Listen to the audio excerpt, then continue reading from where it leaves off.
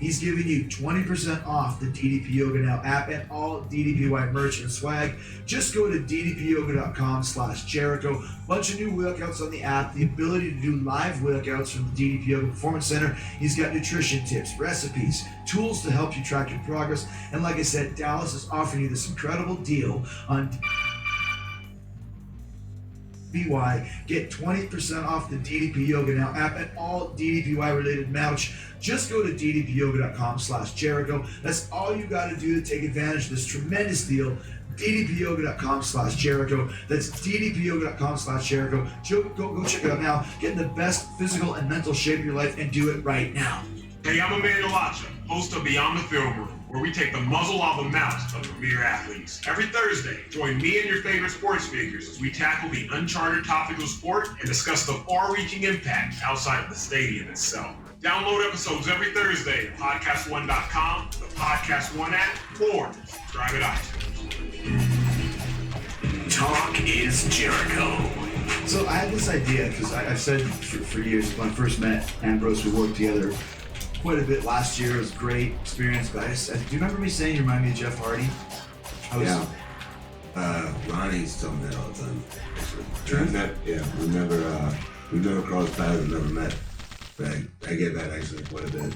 Which is so rare in the business after you guys have both been around for 15, 20 years, whatever it is, to never have actually met each other. But I said this the other day to you, Jeff, that you guys are very kind of quiet guys, a little bit kind of, I don't know if it's outwardly shy, but super intelligent, super smart, and when you start rolling, hilarious guys too. And I said the other day to you, like, man, you remind me of Ambrose. I'd love to put you guys in a room and like have you meet each other on camera, so to speak. You're like, all right, let's do it.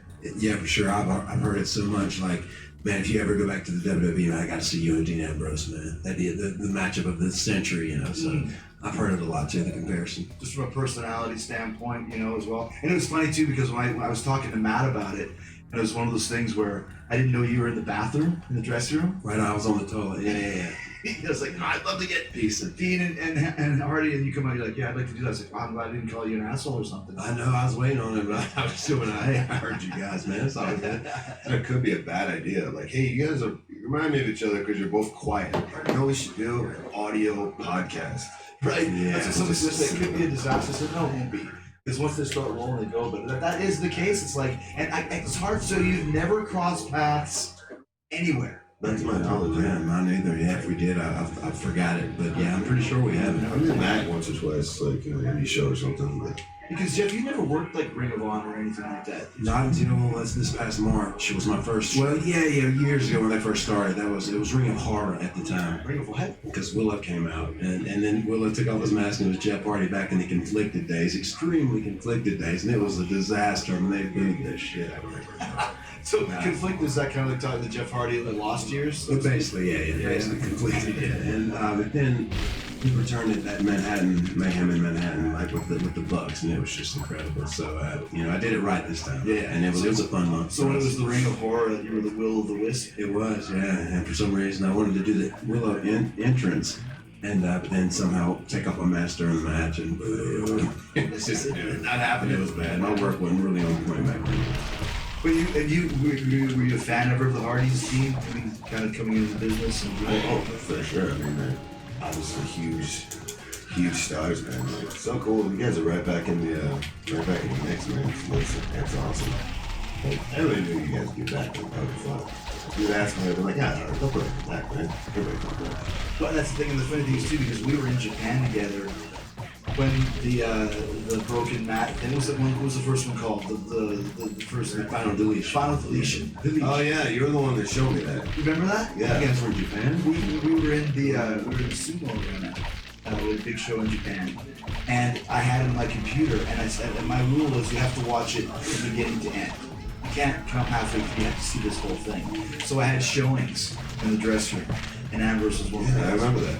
Yeah, let's talk about that. Yeah, that was fun, man. And the beauty of that whole thing was there was no budget. I had my big symbol that it took me 2 days to make. It was my huge Enigma symbol. It was like a 12-foot tall cross out in my backyard. We've been there for about, I think I built it back in 11 or 12. But I said, yeah, that thing's kind of beat up and it's starting to look bad. Let's destroy it. Let's work it to the finish somehow. And that was the big spot for, I was going to swanton Matt, but he set himself on fire and then and me as well. And so I took the big bump for the finish of the match. But it was all us. Basically fell off the assembly. Remember that? Oh yeah. We were and Matt set himself on fire. He did, yeah, because we were all like we were The thing was on fire, right? Yeah. But But right before, so was Matt.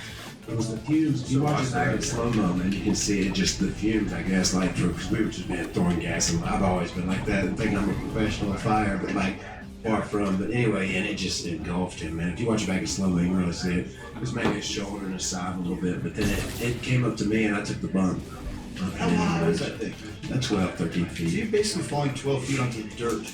Yeah, it's a big old, and it's funny because when people like criticize and watch it back and you see the reaction, this one guy had the best reaction ever. Like, first of all, my yard was incredible. I did all these designs and it's like a full day of weed eating. And it's all these designs like this big ass puzzle or something. And it's like, wow, is that real or did they like just, yeah, do that? It almost looks like CGI. You remember that? Ambrose was Exactly, his yeah. lawn had all of these designs mowed into it, and It was gnarly. The whole thing with the drones and one of the evil. well, maybe they weren't drones. I assume they were. But that's and that was one of Evil Matt's things. He drove his lawnmower through To your. scout the center of it. So how do you do that? Dude, I wish I knew, but like in those drone shots, like I just freehanded. I did the thing itchly.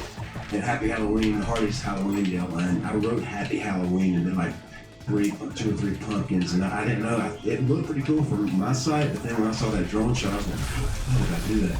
It's an You incredible can't tell what medium. it's going to look like from looking down. No, you can't do It's that like a drone crop shot. circle or something. Exactly, it's very similar. But yeah, this one guy was watching. He's like, what? He got shapes in his yard. I don't know if it's pretty dope. I thought he was gonna crack on that. Why he's got way too much time on his hands. But like to me, it's just like painting or writing a song. You know, I'm gonna spend some time. It's gonna be consuming it. But yeah, just for that quick glimpse of it, I was like, yeah, I got that on TV. So It's pretty impressive, though. Oh, To do that, knowing what it's gonna look like from above. I can't draw at all. I'm like stick figures and that. So I can't imagine lawnmower and Do you have any type of art that you do? Like, you know, art is obviously, you know, it can be music, it could be painting, it could be writing, it could be drawing stuff in your lawn. I mean, nothing like that. I have no musical talent whatsoever. Like karaoke, after maybe a couple. But I'm not even good. I've blown out just from like yelling and years of bad decisions. I have like no vocal cords left, so Right? I have to keep it real low, you know. You can do that Tom Waits singing. Yeah, I can't hit the high notes, you know.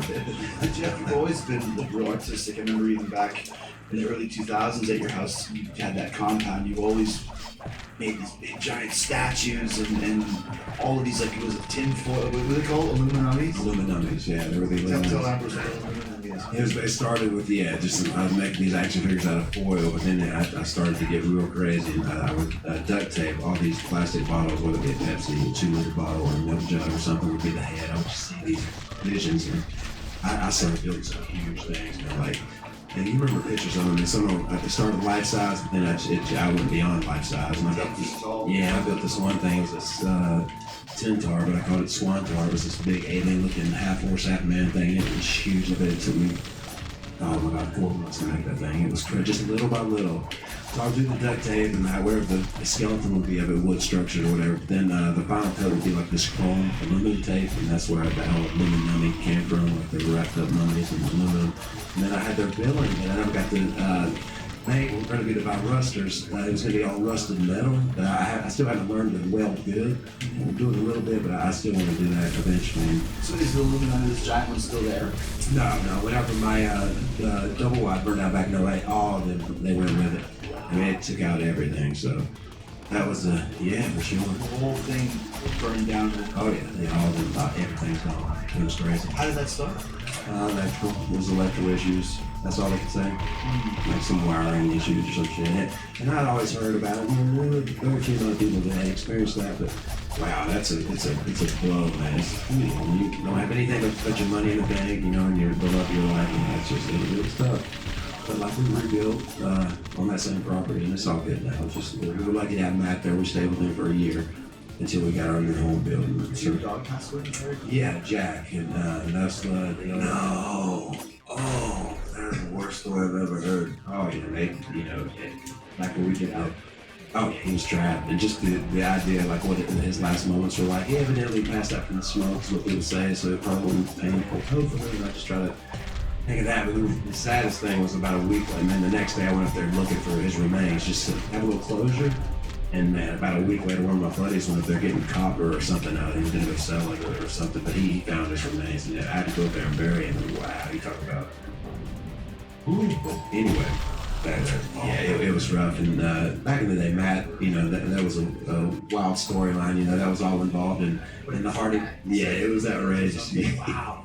How did you feel when they pitched that idea? I mean, it's very interesting, man. And we all know it's like in the gorilla position before a big match or whatever. They pump you up, tell you how to act, and I'll never get the video package here. They're awesome, man. They're very emotional, man. And they played that one.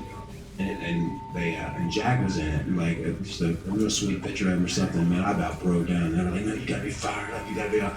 No, not today. And I went out there stone cold and excited to get over that, just because I was like, I agree to do this, But it's all good, man. It played a part.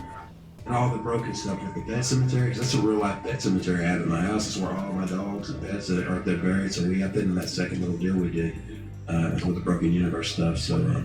It's all good, man. Yeah. What did you think of that, Ambrose, the broken Hardys and all that stuff when you were watching it? Oh man, it's like not even outside the box. It's like outside of a different box in a different room. Like I don't even mess with your box, man. I just do my own box. I don't get outside of that, That's the do something that like is just so different. Like, and it's cool because it seems like it's really not over. I know we were sitting there in Japan watching it, like, whoa, it's cool. And like, And not really paying You can't- attention to you can't- anything TNA before that. no, yeah, you can't compare it to anything else. Like that's really cool. Like, When did you start seeing that get over, Jeff? I mean, obviously, I know what the storyline was where, you broke your leg and all that other stuff. Were you guys just saying, like, screw it, let's just do this weird thing and see what happens because we don't care anymore? Or because you obviously didn't know how big it was going to get?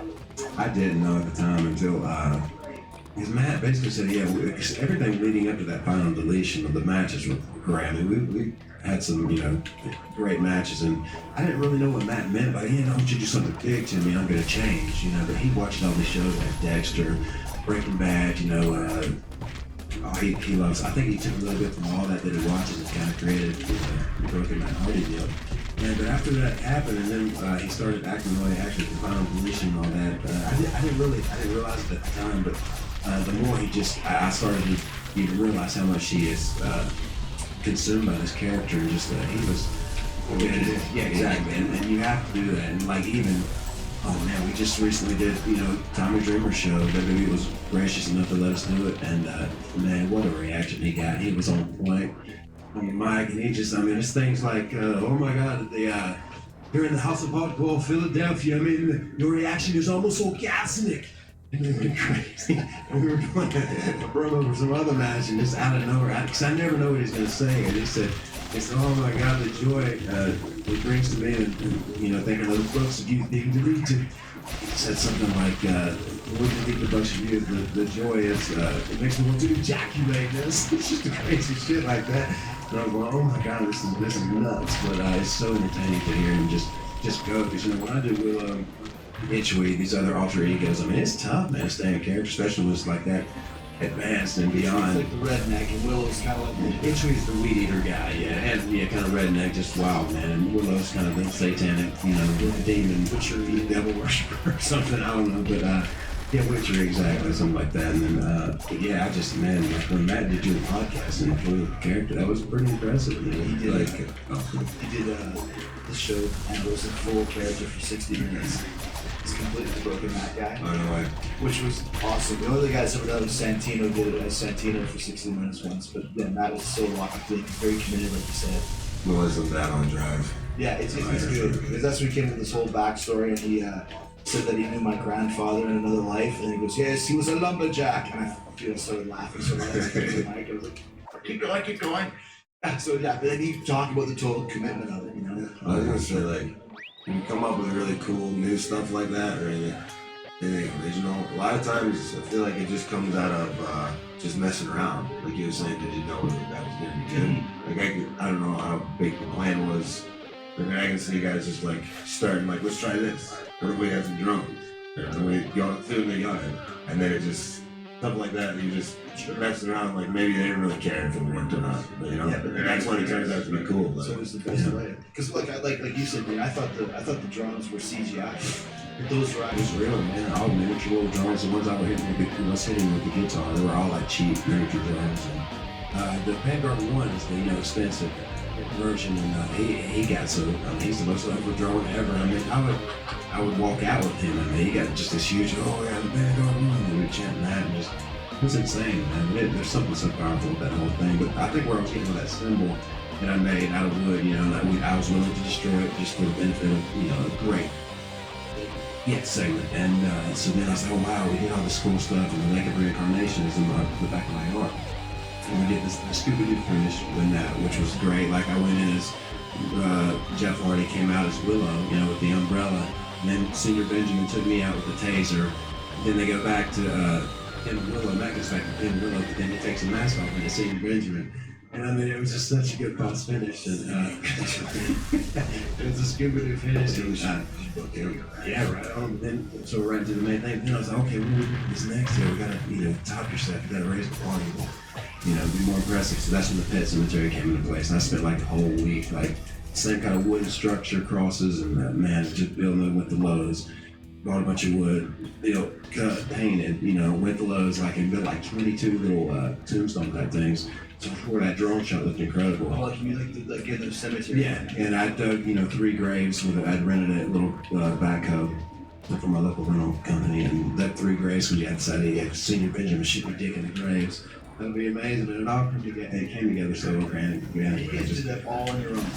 Oh yeah, all of it, yeah. Financed it yourself. Oh yeah, for sure, So yeah. did you just deliver the finished tape to TNA and go play this? Or Yeah, did they have to get approval for it? Yeah, everything except that the last thing we did, which was Total Nonstop Leash, and then it was Apocalypto. I was like, man, what if we did the volcano? You know, back in my first run here, I had this volcano in my yard, and I jumped over my dirt bike, and all that madness. And so, no, maybe I can do another volcano, but you can't get clay around camera, man. Like Lumberton's the closest place, but luckily, a friend of mine had a place, he dug stuff out and threw stuff in, like from landscaping or whatever, and so I spent $3,000 building a damn clay volcano just to like dig a hole in the top of it, and they brought actually pyro out there and shot nice stuff out of it and made like a big old flame out of it, and so they put a lot of money into that one, that last thing we did, but other than that, yeah, it was all us and very little stuff. But that's what makes like Final Evolution cool, because there's no budget. Right. So I want my first like good music video to be kind of like that, like come up with a real cool Radiohead type of plan, like wow, I'm not sure what that means, but I love it, you know, kind of do it, yeah. you imagine doing that here, just being like, Vince, dude, I've been filming this thing at home for a few days. Here you go, can we put it off? Trust me, dude, it's not weird. You'll like it. Yeah. That's what it is. It's like something from Adult Swim. You know what I mean? Like it doesn't. It's so avant-garde and so out of whack. Like Vince, Yeah. Because didn't Vince try? Didn't he try something like the next week with New Day, where they went to Wyatt's? Yeah, I watched that, right. yeah. It was kind of our version of it. Yeah, that's right. Yeah, I remember sitting in the hotel watching that, man, and I was like, wow, I was excited, man, to see how it was with the budget and everything, but I was pretty honored. I mean, in a way, you know, I was like, wow. It wasn't as good. It wasn't half as good. It wasn't as good. Let's be honest, right? Let's talk about Dean and the potted plant memes. Mitch, the potted plant, freaking hated that. And the story behind all the erupting on social media that it got. But before we do, you know I wouldn't be sitting here with Dean Ambrose and Jeff Hardy if not for the great sponsors who make this podcast possible. That includes TrueCar, where I've been talking about TrueCar since this podcast. Really did make the car buying experience fast and easy for me. I used it to buy an Escalade last year, and TrueCar can do the same for you, whether you're looking for a brand new car or a used vehicle. With TrueCar, you get upfront pricing information so you can enjoy a better car buying experience. And when I say upfront pricing, I'm talking about real pricing on actual inventory in stock at the local certified dealer under Schwazen. Use TrueCar on the TrueCar app because it lets you see what other people paid for the car they want, so you can determine a fair price and feel confident when you buy buy your car. TrueCar connects you with a local certified dealer to choose it. Will honor your guaranteed savings, which makes your car buying process quicker and easier. And TrueCar also shows all of the dealers' available incentives before you arrive at the dealership. TrueCar users save on average over $3,000 off MSRP, and over 3 million cars have been sold to TrueCar users by the TrueCar Certified Dealer Network. Over 13,000 dealers in TrueCar Certified Dealer Network, so there's definitely one near you. So when you're ready to buy, visit TrueCar. Download the TrueCar app to enjoy a more confident car buying experience. It's cheaper, it's easier, it's quicker. I'm telling you from experience, this is the real deal, man. I used it. I bought a car, the quickest I've ever been in and out of the dealership, hour and a half. Saved money, saved peace of mind, less stress, more value, more reasons to use TrueCar. Remember, go check it out now, and some features not available in the States. All right, it's a 30-second commercial. I'm going to throw a lot of numbers at you, okay? But please stay with me. Okay, here we go. In just 15 minutes, you can save 15% or more on car insurance. This company has been offering great rates and great service for over 75 years. Anytime you need help, you can speak to one of their trained specialists 24/7. The company is Geico. That's right, go to geico.com today, or GEICO.com. Sorry for all the numbers, but in 5, 4, 3, 2, 1, I'm out of time. Big Mo case on here. The new Smokehouse Pizza from Little Caesars is certified smokified. 8-hour smoked brisket, certified beefified. 10-hour smoked pulled pork, certified hawkified. Applewood smoked bacon, certified baconfied. And the Smokehouse seasoned crust and tangy barbecue sauce, certified smokified. And what's better than 3 smoked meats on one pizza? This certifiable price. The new Smokehouse Pizza from Little Caesars is only $9. Pizza, pizza. Just limitations, what's next? You're listening to Talk is Jericho. Did you see, I was going to tell you this now, but did you see it was Earth Day? There's all these memes of you holding a potted plant. Oh, I saw that. Yeah, I watched that just yesterday. Did you hear anything about it? Do you know what that was all about? I didn't know until what was in I was that. holding a random potted plant. So what happened was I came back last year, January 2016, I think right off the bat we had a highlight reel. And Ambrose was like, for real, as a shit, he goes, man, like the highlight reel set isn't what it used to be. He said budget cut or something. I was like, Yeah, well, I ended up I grabbed a plant from backstage, just like a plant that we found, and I like brought it to him as a gift. Yeah. And then it stayed as part of the set. Yeah, because you said to me, like, you said, I should bring you a potted plant or something. I'm like, yeah, bring me a potted plant. So we went to Tampa and we walked around backstage until we found a potted plant. So he came out, because I used to have this great set for highlight reel. It'd be like this beautiful, like sculptures and a hanging Tron and a carpet with my design on it. And then here we are, 10 years later, and it's basically just 2 chairs and like a TV screen, and that was it. Ray's had a stool, right? We jazzed it up a little bit with a plant. But then, I don't remember how it all went. But it ended up to where I had my own plant. Or maybe I took the plant. It was somehow I ended up with the plant. Yeah. But one of the writers was like, you gotta name the plant. And I'm like, no, that's stupid. He's like, no, because you were gonna break the plant. So he's like, that way the plant becomes like a character, and then if it breaks the plant over your head, it's like you killed Mitch. That's the potted plant. Yeah. And then you killed Mitch. But then, so at WrestleMania, they're like, hey, we're gonna do some photos of Mattel. And it's like the stupidest thing ever, this plant thing. And then like, they're like, yeah, we got this playset we want you to take some photos with. And it's like the whole playset with like the potted plant, and you can like break it and everything with like figures made. I was like, oh, we made an action figure out of the plant. He's immortalized as a toy. So he brought the potted plant, right? And this is when we were like, friends or whatever. And then every highlight reel I had, I put the potted plant in there as part of the set. And then the idea would be that we would do a highlight reel, knock him down, and smash the plant over the top of his head. Which, if this was a real life thing and someone smashed the potted plant over your head, it would knock you the fuck out. You'd hurt like that. But they insisted on calling it Mitch the potted plant. So rather than the fact that I had smashed this horrible object over his head, that he's out in the hospital for a week, everyone was more concerned with the fact that Mitch the potted plant was dead. That drove me crazy. Because we do this great angle, so poor Mitch, poor Mitch Ambrose in the hospital, get out of this plant. Alright, I'm like, get that Mitch the potted plant story off of .com now. They wanted to do. They love Mitch the Potted Plant. So, I was gonna be all right, but he wasn't coming back. That's right. Yeah. so now they actually have the Ambrose Asylum match with Breakable Mitch the Potted Plant included. Oh, that's awesome. What's your toy? You can't take that away. And that also means there's going to be another Ambrose Asylum match at some point. Oh God, I like just thinking of like what stupid stuff we eventually turn into a toy. Yeah. My mindset is pro wrestling and anything's possible, man. Anything can work. See, if you guys have a final deletion here, they can make a whole final deletion playset. With Oh yeah. Oh God. sculpture, the pet cemetery, the drones. Yeah, they're huge. That's yeah, good. you have to, for sure. When you came back here for WWE, you all know we have to get into the story of TNA and all that sort of stuff with the contract. And when you came in here, was it ever discussed of bringing that gimmick over? Or was it just let's bring it as the Hardys and see where it goes first?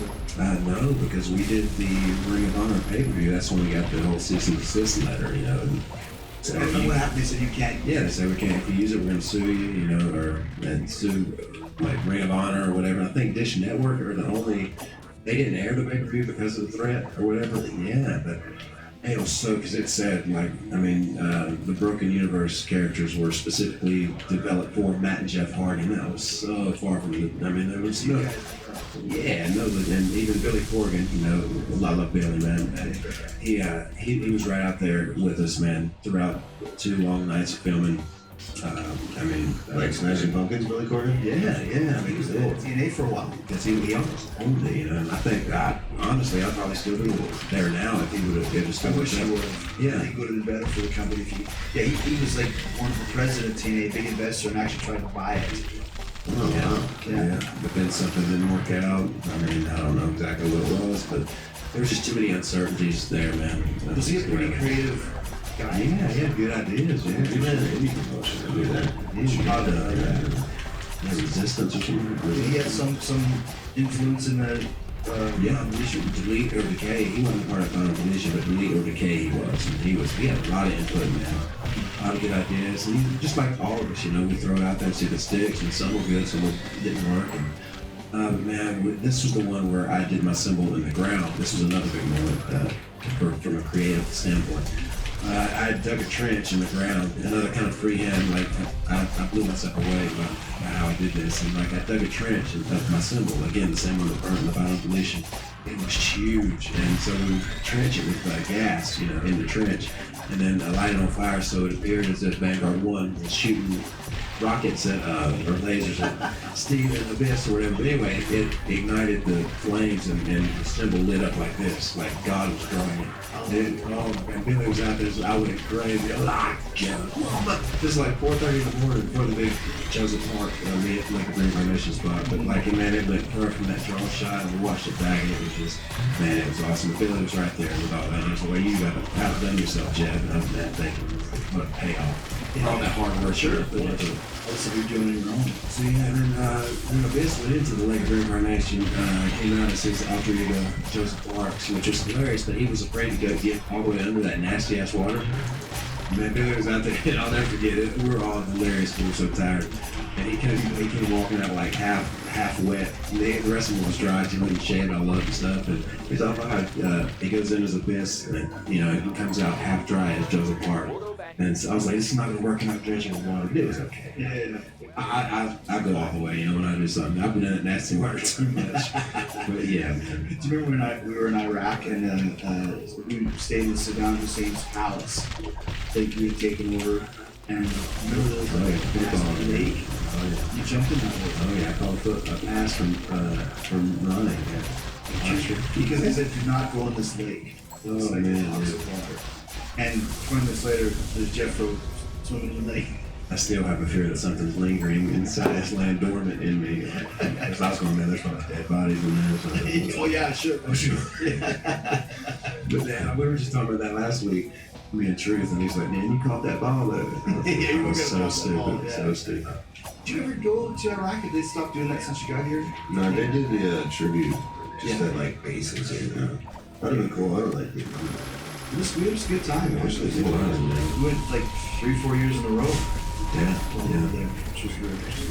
Something else I want to ask you, living out in the woods in Reynolds, North Carolina, in the forest. And Ambrose and I have had discussions at length about paranormal, Bigfoot, ghosts, all that sort of thing. Have you ever had any weird experiences out there? No. My wife is in love with paranormal stuff. Like she's even got the little instruments you can take. And we went up to where my dad was born, actually, in Reynolds. That house still stands. In 1933, he was born inside that house, and it's been Hitchweek's crib, and Willow's kind of made it look like it's almost such an old, creepy looking building. But we went up there one night for a little investigation, because my aunts that lived near that passed, and we really hoping something would happen, but nothing really powerful happened. I think that it's very possible that something's left here as far as the paranormal. I'd always want to see an apparition or something, but yeah, nothing. I do kind of would like to experience that for sure. Anything you don't know? You might have caught one in a lake. You might be living in Yeah, it might be. I mean, that's not the looking all crazy with the willow mask.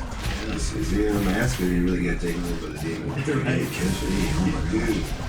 Since we had last spoken about it, I saw a serious UFO. Whoa, okay. I'm not even making it up. Because I'm not saying it was necessarily an alien. Okay, craft. But I seen something. And so we're in the back in Vegas, right? Out in the dead middle of nowhere. And they got Nellis Air Force Base. And it's like kind of close to Area 51, so like, Oh yeah. they say there's a lot of like experimental jets and stuff like that. Yeah. So not necessarily aliens, but it was something. It was like nighttime. And there's 4 of us out there. We had like some family over. Like my girl's aunt was there. We were both facing the same direction. And everybody else looking this way. And I seen this thing. It was like a circle like this. That was like neon blue. It was like in the sky. It just kind of caught my eye, and then I looked away, and then kind of looked back because I noticed it was kind of moving, and it was just real deliberately moving like this, like straight line. yeah, and not making any noise or not making this. It's just like this thing moving across, like it was like something was moving across the screen. And it was lingering for like 10 whole seconds because I was just like watching it, like doing a double take, like I'm looking at something, right? I didn't have time to like go, yeah, that's the thing. It's what, and I'm like, about 10 seconds, and then it just gets smaller and smaller, and then kind of disappears. I turn around, and her aunt was doing the same thing, and she's looking at it, and I'm like, did you see that? She's like, what the hell was that? I'm like, you saw that, right? And I'm like, what? And we were comparing what we saw. We're like, yeah, what the hell was it? I don't know, man. But So, what do you think? I have no idea. It could have been some kind of weird experimental weather balloon or some shit from the Air Force, or it was something. It wasn't plain. It wasn't You like. hear about that, especially out in the desert with like the new advanced fighter jets and all that sort of thing that they kind of would test them over in that desert, right? Yeah. That sort of thing. But it could also be. Could be aliens. Yeah. There is an idea that there's hybrids like roaming around everywhere, right? In a way. That aliens, like we're the project of the aliens, like basically. And it's a mix of, well, not reptilian exactly, but like, basically half alien, half human. To where, and I've always kind of considered that. I'm a huge fan of Ancient Aliens. I watch that show a lot. Crop circles. I saw a little breakdown, a little while back, but yeah, for sure, it's something that I totally believe is very possible. That if it's not God, maybe it is the aliens. Maybe they were here years ago. Maybe that's how the pyramids got built. No, there's so many insane places you can go to, like how that was made back then. Before we had all this technology and heavy machinery. But there's still something that they still don't know how they made pyramids. Like there's still no way that you could make it. I think even to this day, you have to have 4,000, like a forklift that can lift a 4,000-pound stone. There's no such thing. How they even built that? Yeah, they can do that without a crane either. Without a crane? Yeah, You couldn't do it. You just need thousands of years and a bunch of slaves. But it seems so Still. impossible to do. Yeah. Seems a little excessive. Yeah. I don't know. Does this pyramid really need to be this high? I don't know. It's taken 1,000 years of working on this build. Yeah. Maybe we should just Yeah. Like who's building it for 1,000 years? Like that's a long time. Yeah. That's that's like 15 generations of the king. Like you probably would lose interest at some point. You would think. Yeah. If that was the case. But let's talk about crop circles a little bit. Do you know anything about crop circles, Ambrose? A little bit. Like what is it? What are they supposedly? No, supposedly it's like just aliens putting symbols for navigation or messages or something like in people's crops and like push it down, and that's the extent of what I know. I just realized they pushed them down. I saw the Ancient Aliens I watched. It was like they had this team of crop circle specialists go out and make one of these things that's grass. And they planned it all out with the help with drones and all this and the size and the comparison was very close. So that they did it like in 4 hours or something, and I think the challenge was to do it in under 6 or 5 or something like that. But like I forget when that person was discovered, but I still don't understand like how that shit just happens overnight, and then it's documented that way to where there's no explanation for this. But they made it, the team made it, and I was like, oh, well, it's possible humans, but that's way different than that pyramid, you know. Well, yeah, sure. You see what crop circles they had years ago. You could see. Yeah. What other stuff did you see on Ancient Aliens? Oh my God, Matt's actually been to Easter Island. That's another interesting. There's this huge like face that's built out of stone, and like another thing, like They're all exactly the same. yeah, and nobody knows how they got there. There's like I don't know, 50 kind of They're like huge. Native American looking stone statues, and they're all Oh, I know what you're talking about. Yeah. exactly the same. Yeah, Right? yeah, for sure. And that was a magical place. Nobody really knows how they. Again, I don't know when it was structured or whatever, but Matt got you. Matt, yeah, actually, Where is that? It's we did shows in Santiago. You take some kind of flight from Santiago, Chile, to wherever that place is. I don't know, man. I'm a huge believer in faith in the unknown, and I was watching about Charles Darwin before I came here today. Like, what a genius, man. You know, the evolution guy, right? Yeah. Some of the last things he said, I guess before his death in 1851 or something like that, but he was like, basically the idea of God, how all this began with the creation of Earth and the human race, all this in general, I think it's kind of too profound for any of us to ever understand. Where to me, that's kind of how I've always been. I don't need to understand, I just need to have faith, and there is something else, something more. I don't need exact details where so many people strive to understand, but yeah, that was pretty interesting to hear him say that. Darwinism is evolution. Yeah, with the whole we came from Fish to apes. Yeah. And everything. Now, one thing about evolution, I mean, why are monkeys still here if that's the case? Yeah, they're just slow. Right. Yeah, that's one thing I've never understood about evolution. That's a good point. Right. You know, So, what's your stance on that, Dean? I mean, I don't know anything about. I'm not smart enough to be able to say that there was evolution or there wasn't evolution. Or I got like my own person. I'm pretty fairly spiritual. Like I go on like faith, but I don't subscribe to any religion or like. I'm not like Noah's Ark was built and then God came into like I don't know, maybe it did, maybe it didn't. Like that's how I it's one of those. yeah, so man wrote the Bible. Yeah. So like There is some pretty fantastic things that you think could be stories. Like fiction, the fun stories that somebody wrote. Yeah. But I think we're on the same page. You believe that there's a higher power out there, Because to me, Darwinism, to say that we came from a fish out of the sea, it's very hard for me to buy that. When he opened, he said he had never considered himself an atheist, and I was like, oh, he must have been.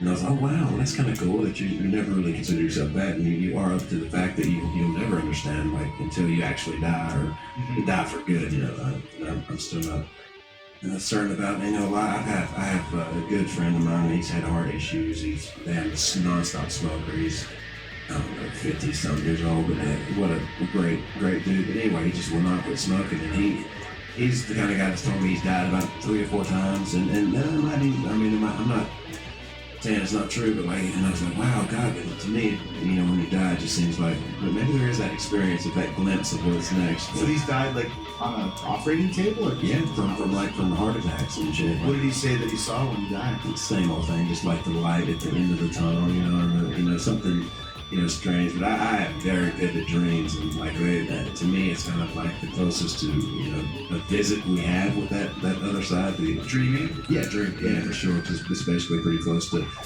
I'm sure you guys experience it too. Like when you're trying to like fight off somebody, or I just had one recently. My dad had it. was very terrifying, and I was trying to get my phone to call 911, but I just could not move my body. I have that all the time. You know what I mean? Yeah. But then there's been times when I guess it's an experience when I control the dream, and I know that somebody's about to kill me, but I'm like, you can't kill me. This is a dream. I'm serious. Somebody's got a gun to my face, and I'm going, shoot. It's where I'm confident in my dream. I'm like, most of the time I don't control it. Have you guys ever had the famous dream of falling? Yeah. I had a dream where I was falling and then I hit the ground and died. And it was, if you hit the ground in your dream, you're gonna die. In real life, right. Because I hit the ground. I remember in my dream I died from falling off this building and landing on the ground. Yeah. Sleep a little better. Yeah. Have you guys ever had a dream like after somebody had passed away?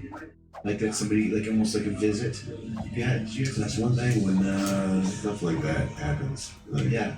I've had those a few times. that's cool, yeah. It was very, it was weird. And whenever psychic medium stuff kind of became popular, this was back in the, oh my gosh, the first ladder match days with us and Ed and Christian. But anyway, John Edwards, the guy, he like his, oh my God, you had to wait forever just to get him to read you. But anyway, and I was like, my mom, The real job, like the guy, Yeah. he would actually read people? Oh, You yeah. sign up and Yeah, but the waiting list was insane. Like you'd have to wait 6 months Would he come to your get house? in. I think he had to go. Maybe one meeting somewhere. I'm not sure. Terry Reynolds was the first person ever to tell me about anything like that, and I was like, oh wow, I never really dreamed about. I had dreams about my mom. I was 9 when she passed, but there was this one occasion to where, oh God, I was older. I was probably on a 22, 23, something like that. But then there was something. I just remember the word sky lifted, like the phone rang. I picked up the phone, and it was like a message from wherever the afterlife is. It was like, so Ruby Moore Hardy has been sky lifted, so and so day. And so it was something weird, and I was like, Ruby's your mom? yeah. And so, and it was like, go step outside, and I stepped outside of our home that burnt, and I saw a shooting star, and to me, like I still to this day get a little chills when I see it. Something about shooting stars, man, they give me hope and faith. And that, I went out there, and it was just like everything was all right. That's the I've never really seen her in dreams, I don't think. But I think about the John Edwards thing is that the people close to you, like you rarely see, but if you do, I consider that a visit for sure. You're right. Yeah, like I think just like those feelings of like there's like stuff tied to the universe, man. Where like I feel like you can like feel energy and stuff. Like my grandfather died, who like was essentially like raising me. I knew that he did somehow. Like I knew before I got the news. Something like somehow I knew like during that afternoon I was in developmental at the time, and like when I got somehow I knew like he was. I tried to explain, stuff like that happens. And like I remember one time with it was Renee and like when her grandma passed, it was like right after, and then like this song played. We were in the car that was like somehow related to her, and like she started crying because she like thought it was just felt like it was this like her grandma was like, hey, play this song, because it was like an hour after she got the news. There's stuff like that happens, man. I had a dream. The first time I ever had a close friend die was this guy called Art Barr. He was a wrestler for the War Machine in Mexico. Oh yeah. Yeah, we were really close, and he passed away in '94. I was in Mexico. He was in Mexico, but he went home to Portland. I was still in Mexico. He passed away there. And about a week later, I still remember the dream very vivid. He came and knocked on my door, and he was like, "Hey man, I'm okay. It's all good. I miss you, but I'll see you around."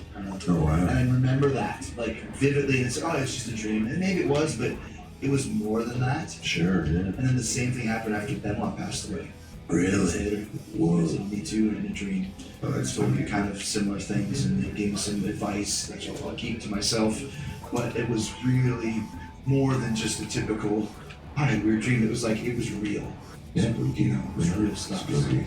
Yeah, I'm a real big believer in like everything happens for a reason, and like the universe has a plan and stuff, because that's why I don't really worry about it much, because there's so many things that you thought were bad things that happened at the time, and then like it turns out, oh, if that hadn't happened, then this wouldn't have Yeah, happened. the story of my life, for sure. Yeah, and everything and like you meet people and things happen, and everything just kind of, you're like, damn, like the universe really does like have a plan for stuff sometimes, So I'm big into like karma too, like you put what you put into the universe, you get back out, So like, do good things for people, and you know, I agree with don't be shitty people, and they don't come back on something like.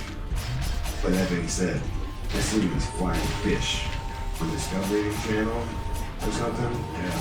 Because I mean, not that we couldn't, not saying we definitely came from fish, but these fish, they're like, they get chased by a shark or something, and they jump out of the water and they spread wings like birds, and they fly like 100 meters to get away from this predator, and they're like half fish, half bird. Where do they live? Like in the ocean.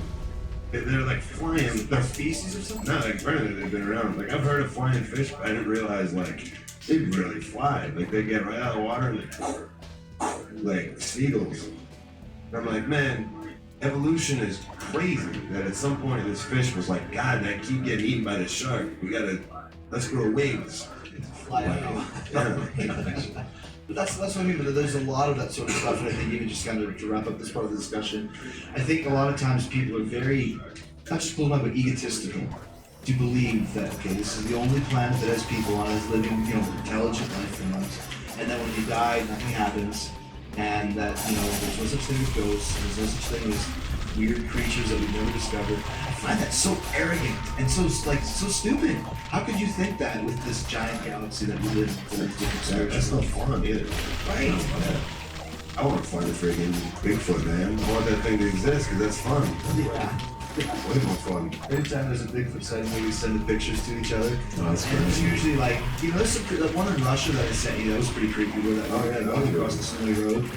And then there's other ones that got some Photoshop guy halfway in the river in Florida. Have you ever heard anything else of those type of things up in North Carolina? No Sasquatch is No one's ever seen it. Yeah, I'm not Gilbert sure never about saw that. He hasn't, no. He did, he probably shot it or something. That's a damn big ass bear. You must have a lot of space up there, huh? Yeah, we grew up farming tobacco, so we're like between 90 and 100 acres, and so it's just very cool, man, to have that land. And I got my motocross track, which is kind of awesome now because I'm told I can't ride or shouldn't ride. Oh yeah, you do know any motocross. Yeah, I love motocross, my favorite sport of all time. He's nuts too, dude. He does all the tricks and hang on with his hands with his feet in the air. Yeah, no, dude, that's one thing about the freestyle motocross world is just incredible, man. Talking about taking things to the next level, I just, real quick, that Josh Sheenan did a triple backflip at Travis Pastrana's compound, and I was like, no, that's not possible. Travis did one at the X Games years ago, double backflip. And I was like, there's no way a triple backflip is possible. There's just no way. And I heard this, and I went and YouTubed it, and they have a Josh Sheenan at Travis's house. It was like the ramp was 30 feet tall. He went 100 feet in the air. If you haven't seen it, Josh Sheenan triple backflip. He does 3 backflips. While he's on the bike. Yes, I mean he goes about 100 feet in the air and lands it, and the rush after that. And he said he probably, he never wants to do it again. Because I'm sure he would have died. He could have died. Did you ever try a single backflip? No, I've never really even done the Superman's. I've just been a big jump type of guy. Like when I broke my leg, it was a 100-foot triple. Real sketchy, but I'd build. And I'd done 2 other scary jumps the months prior, but then that last was the one that got me, man. But I had to do it. I had to see if I could make it. So tell us what you were trying to do. I was trying to, there's a double. It was a double for the longest time, but then I get this idea, man, that's a good launch, so I'm probably going another 30, 40 feet if I hit it fast. And so I built another landing, which is called a triple jump. So you can either double it or triple it or roll over the first and double the second 2.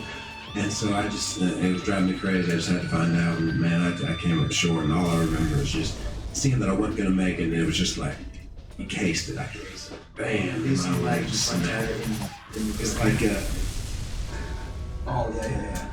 At the back end of it, 100 feet, and it was like I was flying. I think it was 3rd gear wide up or something, man. Oh my gosh, I thought I broke both my legs at first, and my buddy was filming. He's like, "Oh man, you gonna be alright, man. Just chill out, just chill out." I said, "No, I can't get out. I think my legs are broken." So I just freaked out. But then when they finally got my boot, I said, "Gotta call 911 and call Dixie because we just won the tag team championships, and I was the Omega champion." But I was riding so good until that point. But yeah, I just for the first time in my life I couldn't get up, and when I got that boot off, I tried to raise, and that bone tried to poke up. I was like, okay, there's the injury. Yeah, I crashed my bike. I crashed my mountain bike like a week before Mania, but it was not 100 feet on a hill. How did you crash yours? Just trying to get down the hill, man. You're not like going through the hills and stuff, right? Yeah, but it was like this kind of like up and down and more technical stuff and tricks. But it was just like really straight downhill, and I just hit a rock or picked a bad line or something, and I went flying like 6 or 7 feet over the handlebars and like did like a ninja roll, like right back up my feet. And I'm like, check, like, okay, really good, okay. Okay, but I'm like, damn it, because now what you have to do is you have to immediately get back on. And you gotta do it before you even think about it, because you can't. If you hesitate, then you'll never have any fun doing anything ever again.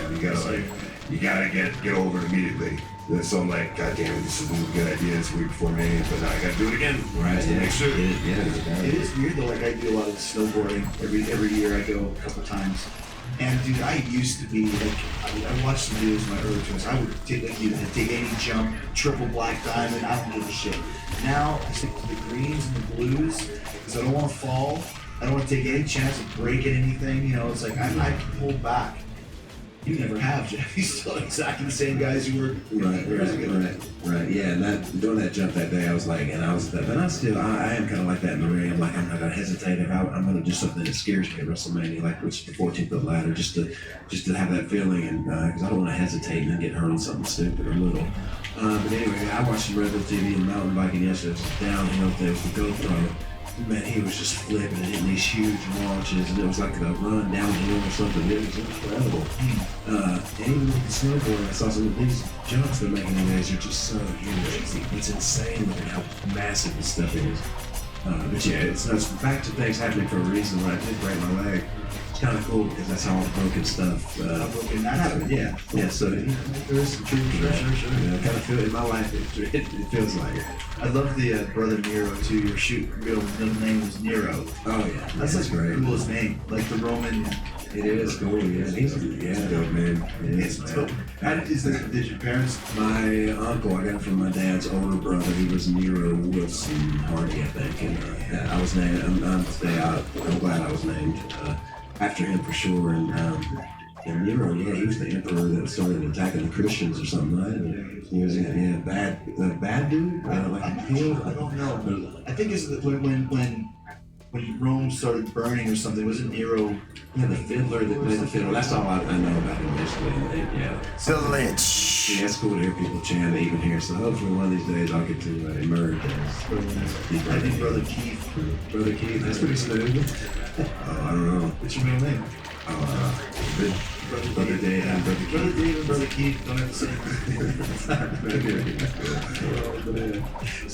Two nerd brothers, David. So Jeff, just as we start winding down here, how was it for you coming back to the WWE? I mean, it's been 10 years? I was 47, I left in 09, 7? You're right, 7. It was one of those things that was inevitable. I think when I did JR's podcast live at like the House of Blues back at a couple WrestleCons ago, that was the big question, are you ever going to return? And then I was like, oh yeah, I mean, it's inevitable. I'm not sure how it's going to come about, but I always knew it, deep down, like now I kind of know what that extended family means. Even back in that, I remember, they said, oh yeah, you can part of the extended family. So, it was inevitable and meant to be in some weird way. Just how it all happened was a perfect story from the Expedition to Gold to becoming the WWE Tag Team Champions. I mean, there was no perfect story. They kept it a good secret too. I didn't hear anything about it from anybody. Yeah. I kind of had heard rumors and stuff, but I had no idea that you guys would be actually at Mania. Tell us about that. Where were you hiding? What was the deal? Yeah, it was, we did everything leading up to WrestleMania Day, even the signing beforehand, like 5 hours or something. It was the Broken Tailgate Party, they labeled it. And every day of WrestleMania? Oh, yeah. You did a 5-hour signing before the show? Everything made it work. Look at that, man. Oh, man, it was nuts. But then Friday night, Friday we did the long signing and pictures and all that. And Saturday with Ring of Honor, we did WrestleCon Friday nights, Ring of Honor Saturday night, and then that ladder match with the Young Bucks is insane. I think How'd you like working with those guys? Oh, love it.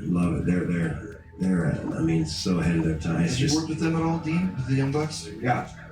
Pretty good. Yeah, once or twice. Yeah. They're cool. They've been good.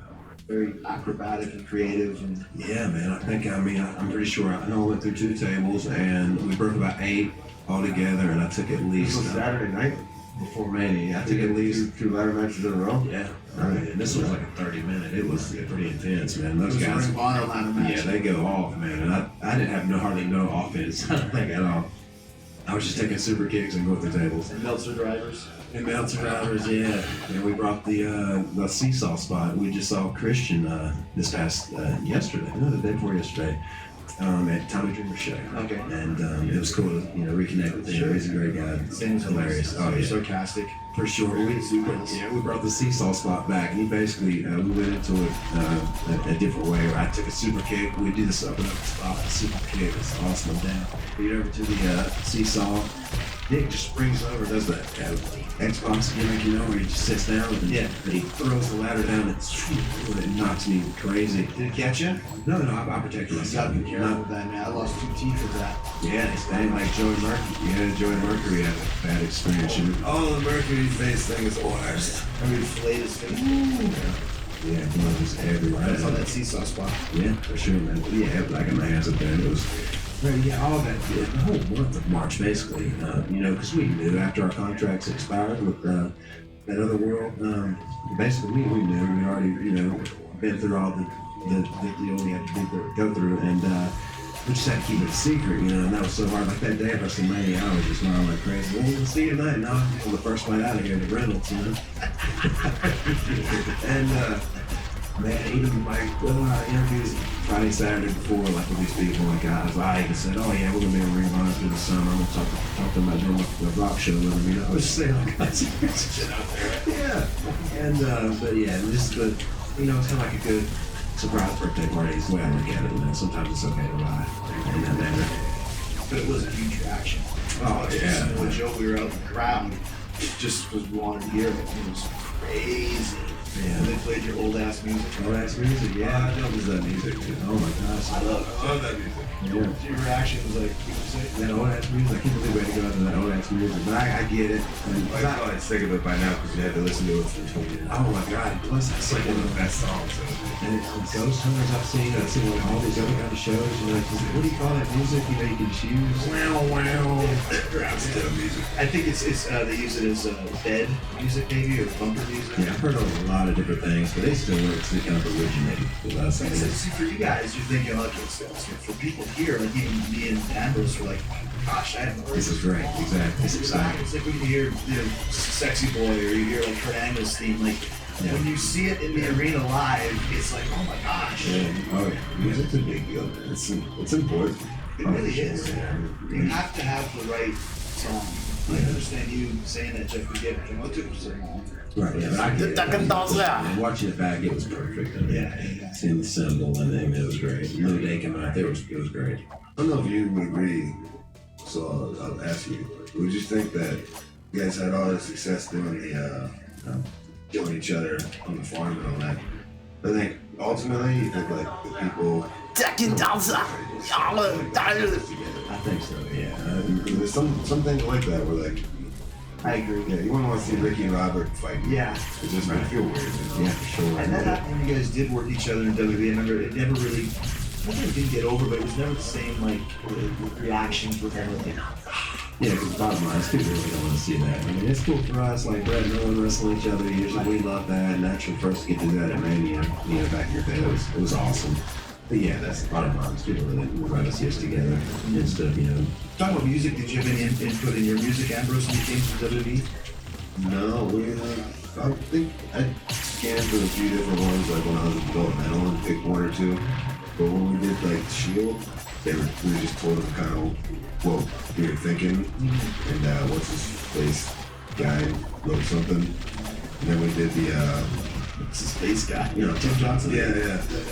And then we did like the voiceovers for it with the Zero, Hotel, which is pretty cool. Alpha, Beta, Mega.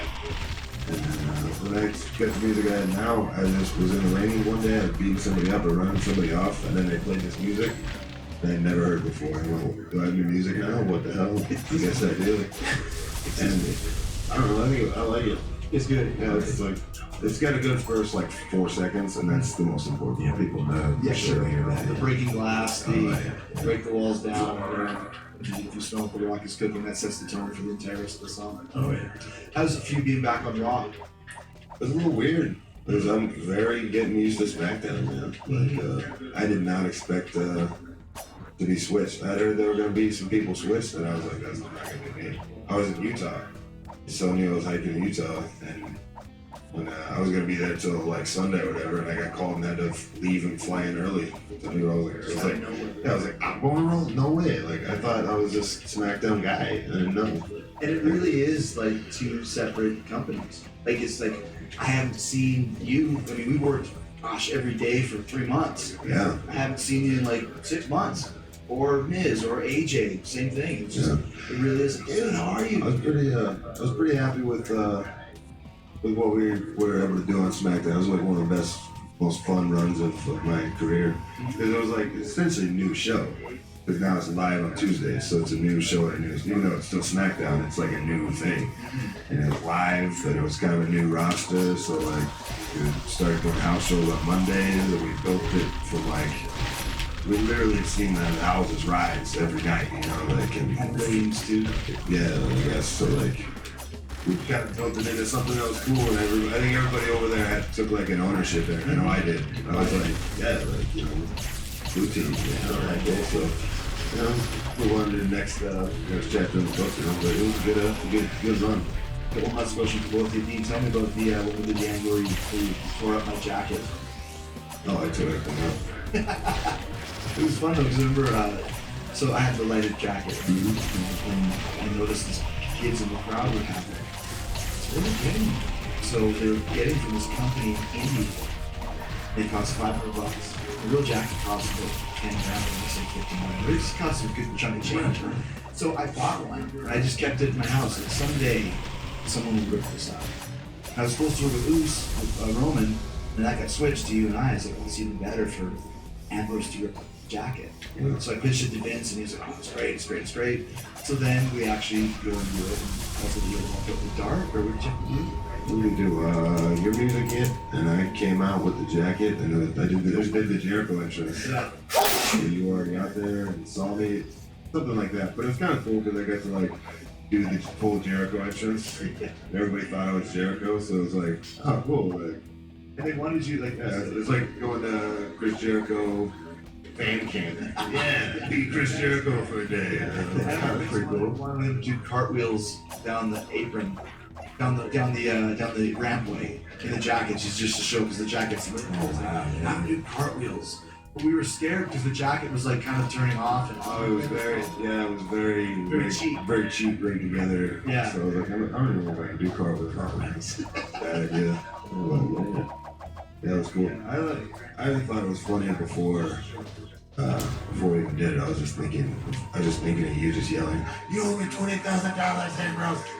You owe me $20,000!" And for some reason, that just cracks me up. love that. I love it. It's like we have to do it now. You love the drink it in, man. Oh yeah. The 69 tax. We do a lot of shit, man.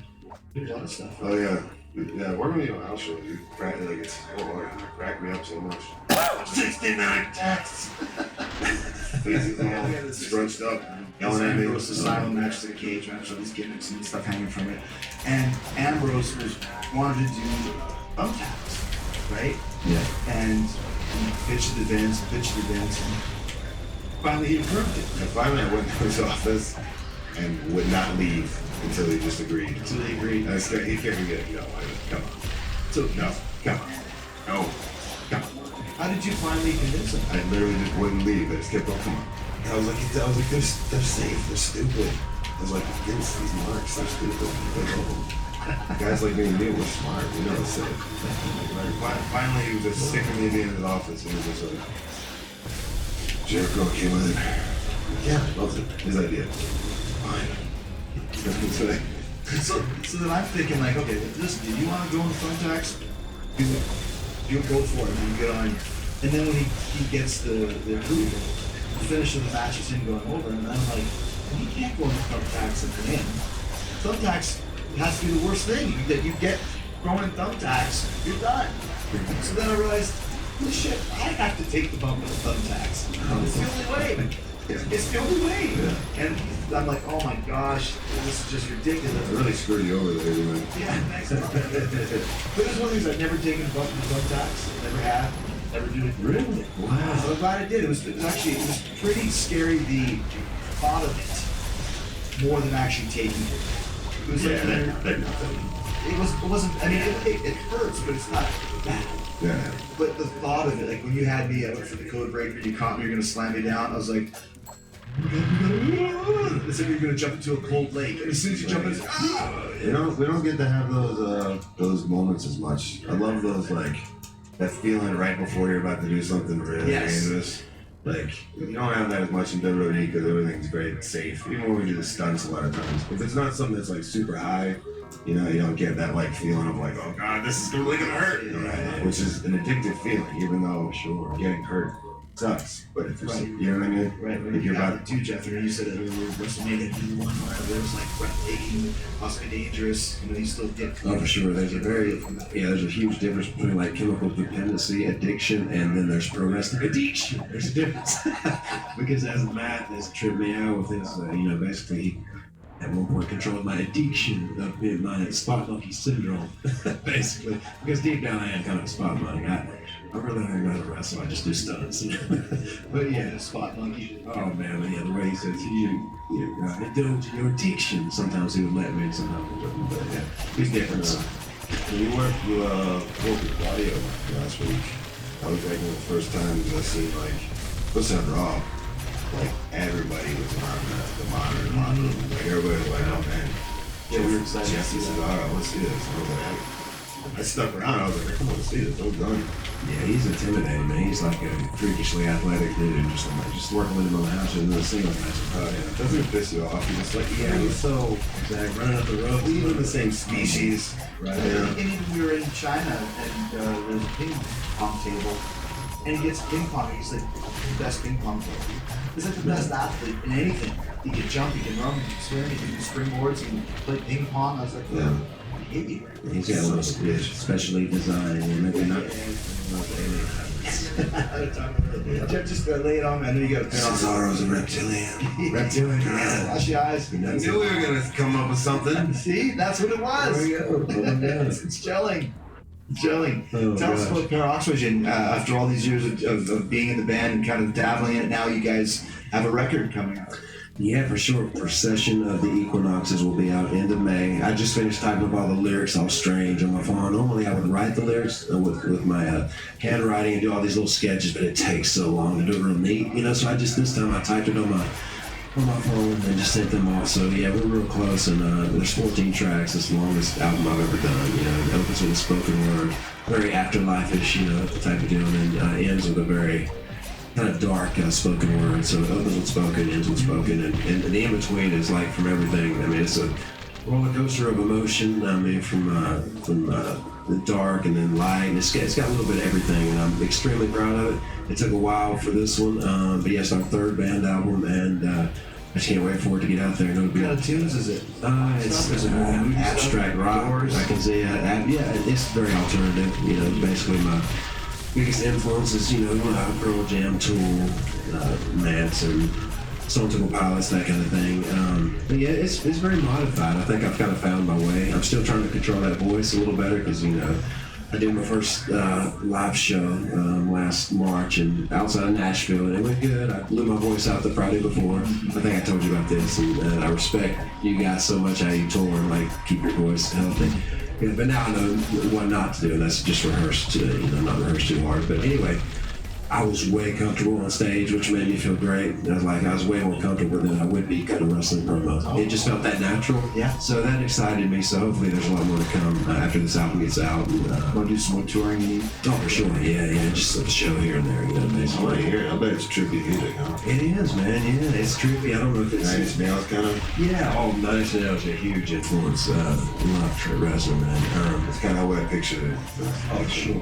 Yeah, and then my producer's son is into that EDM electronic music, and then there's some of that thrown in there too, like with some of the rock, and it's got a unique sound. I think it's very different. So yes, our third one, and hopefully it's our best one yet, and it'll be available at jeffhardybrand.com soon. Comes up, I'm sure. Yeah, Rocks, sure. White Gin. The Rocks White Gin, We're yeah. jamming on the Babyface bus. Yeah, for sure.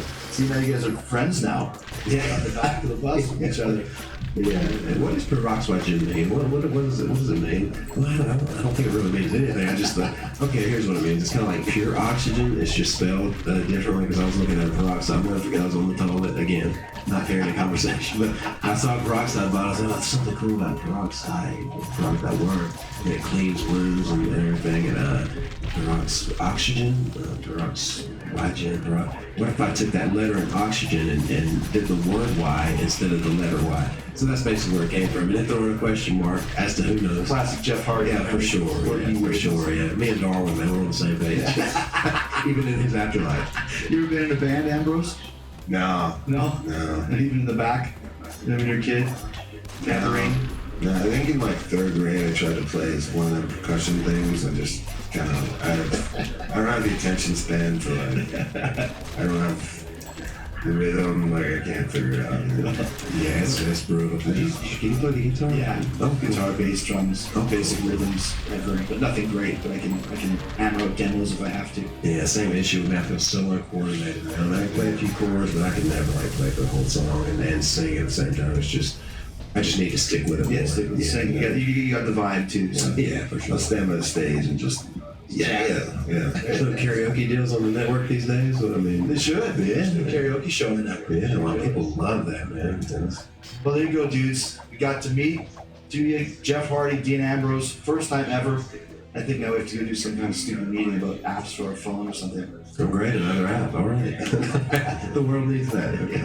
Thanks, boys. Cool, thank you, dude. All right, so Jeff Hardy's band, Peroxide Gin, has a new album coming out July 17th. The album is called Procession of the Equinoxes, classic Jeff Hardy use of verbiage, and you will be able to get it at jeffhardybrand.com, jeffhardybrand.com, and I think you're going to dig it. In fact, we're going to play the first single for you right now, the world premiere of Peroxide Gin's new single. This is called Revived.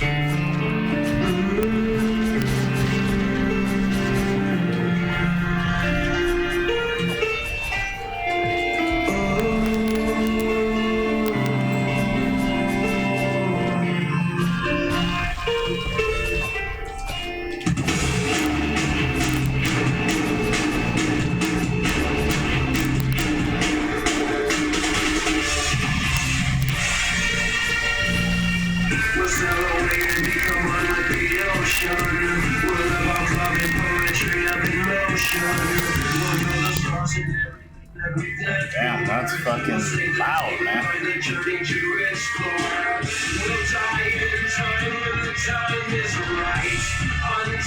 Good night.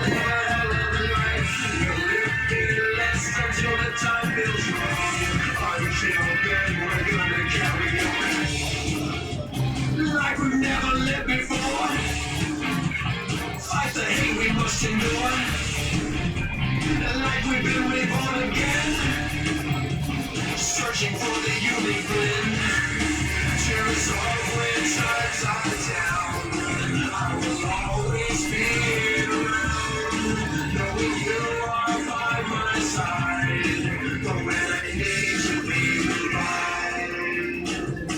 We'll fly around and become one with this glorious. We'll live our blood and all the stretch of remembrance. Under the moon and everything that we wish for. We'll save ourselves and bring you every sense born. We'll die in time when the time is right. Until then, we'll live a hell of a life. We'll live fearless until the time feels wrong. Until then, we're gonna carry on. Like we've never lived before. Fight the hate we must endure. Like we've been born again. Searching for the unique blend. Tears off when times are down. I will always be around. Knowing you are by my side. But when I need to be revived.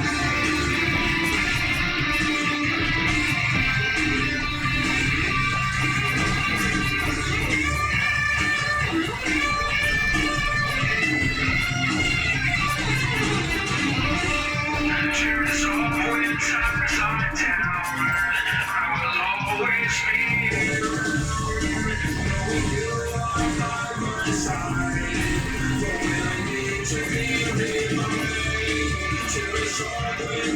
sorrow. I will always open up, thinking you are by my side. Don't need to be reminded.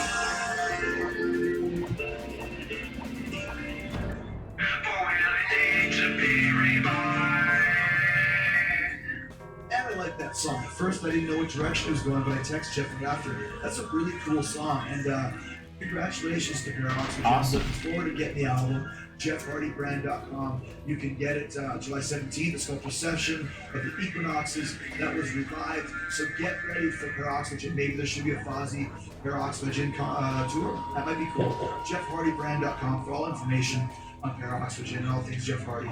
Great guy. Thanks to Jeff and thanks to Dean Ambrose. What an awesome experiment this was today. I'm really glad that he did it. Very good guys, close friends, great workers. Very, very cool. But before we wrap things up, we got to hear this week's important headlines according to Team Tiger Awesome. This is the news with Team Awesome. Vegas news: a man is suing Planet Hollywood Hotel and Casino, claiming he was injured scampering away after being surprised by a mannequin in his room. Named as co-defendants in the lawsuit along with the hotel is Darkness itself, the concept of danger. A giant luxury car dispensing vending machine has been built in Singapore, where customers can buy fly whips from the machine, such as classic Ferraris, newer Ferraris, The shotgun. Emotional void, like a lot of expect, are still sold in a separate Singapore vending machine. Now, big markets. Lilith opened the day just behind Big Mac's, Brucey held steady, Spanky Sword, Bob Zombie Surge, Pork Chop dipped, and grr. It's surprising. For more unfortunately useful news, listen to the Team Tiger Awesome Show every Sunday on the Jericho Network podcast. Who needs fake news when you can get Team Tiger Awesome's fake news every Sunday on the Team Tiger Awesome Show podcast? Go subscribe to our podcast. Be sure to leave them a 5-star rating and review. Leave all the Jericho Network podcast 5-star ratings and reviews. They're all doing a great job. All killing the town of Storm Cyrus. Really coming together. Great intellectual conversations about all things psychological wrestling. They have great stories about touring India this week. Talk with Mitch LaFon. Wow, what a great conversation we had with Bruce Kulick about Revenge 25. Another one this week, John Karabi, the guy who replaced Vince Neil and Motley Crue and started was dumped. Great stories about that. John is currently with the Dead. Okay.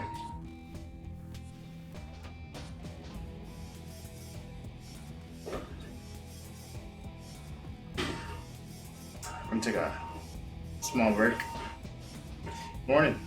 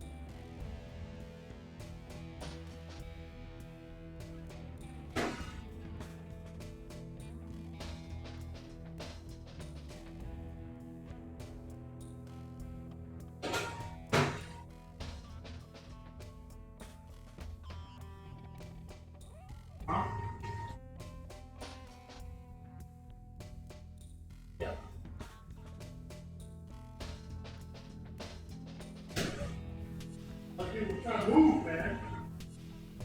People moving. Boy James is moving too, man. I have doing some of this shit.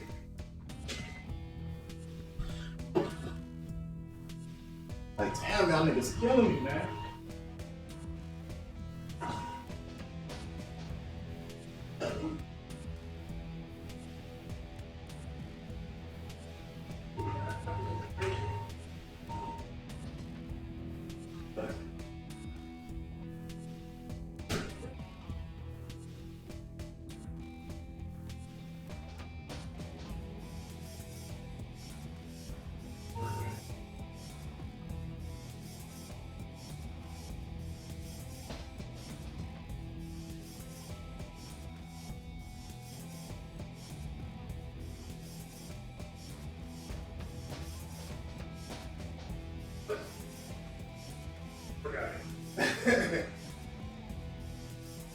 I'm going for the workout there, so that's good shit.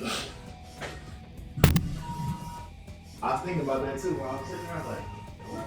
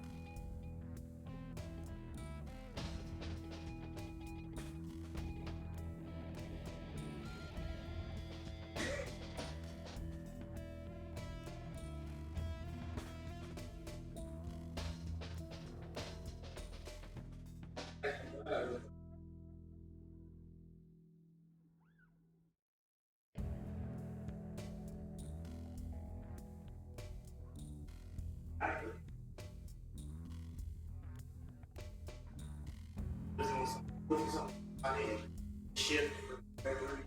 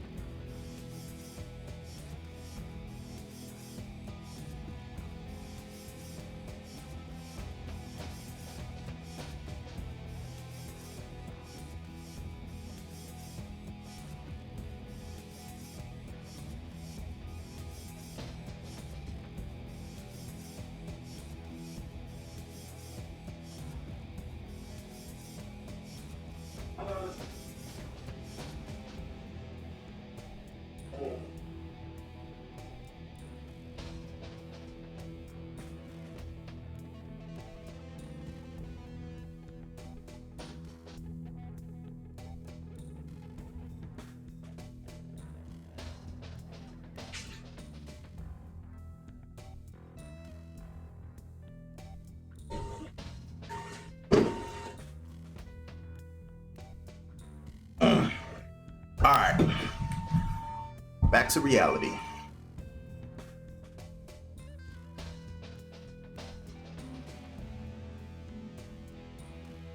Actually, you know what? Let's put this on interlude for a second, man, because I had to shit. Back to reality.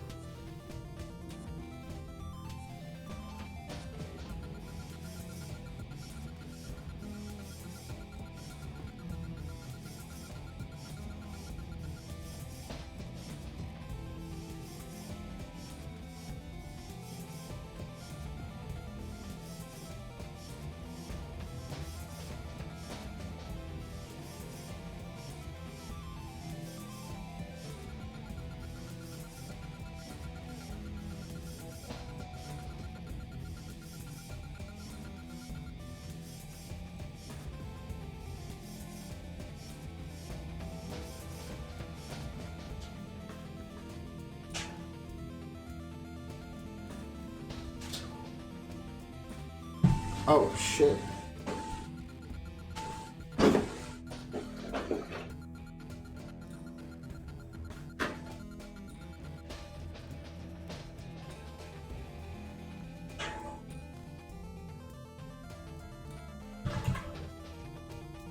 Oh shit.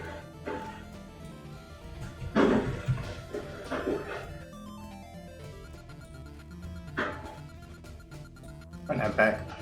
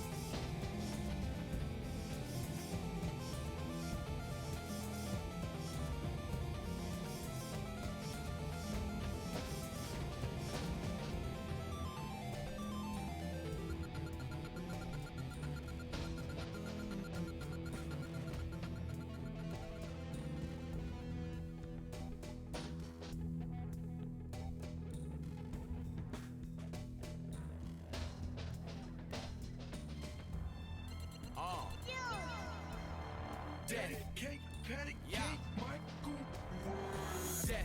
I told a man jump back, Buddha man, leave your whole hunchback.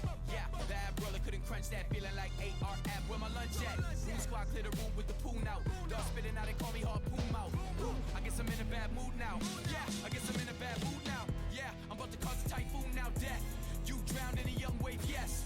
Wrong way on a one-way bless. One thing I don't fuck with, pull up in a bitch, then party at the base. Life after midnight, Henny, no chase. Life about to ignite with a sig light off the balcony. I don't shook night with the case. Pull up the SK, Saga Expressway, man like Clay. You're feeling like SJ. Shout out to Acres and all of my essays. Chewy's in the cut, you could get messy. Welcome to the wasteland, you were just a waste man. 20-foot freeze on the wall with a spray can. Oh, I spray like spray tan.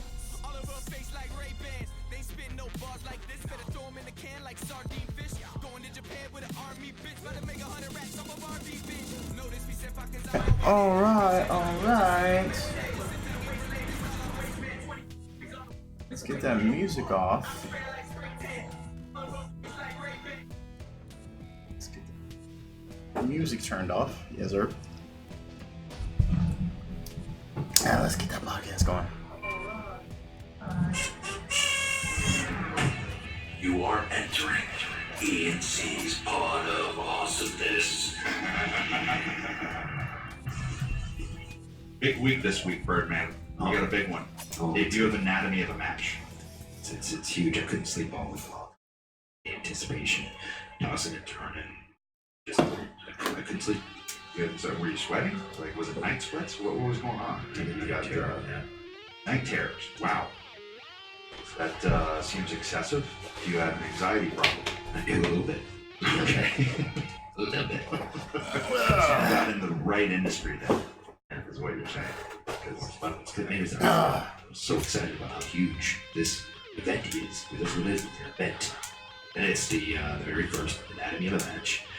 My brainchild, I'm gonna take full credit for it. You're gonna keep it praise on me and just soak it all in. You're just gonna heap more on yourself. Yeah, actually, but Anatomy of a Match, the very first one.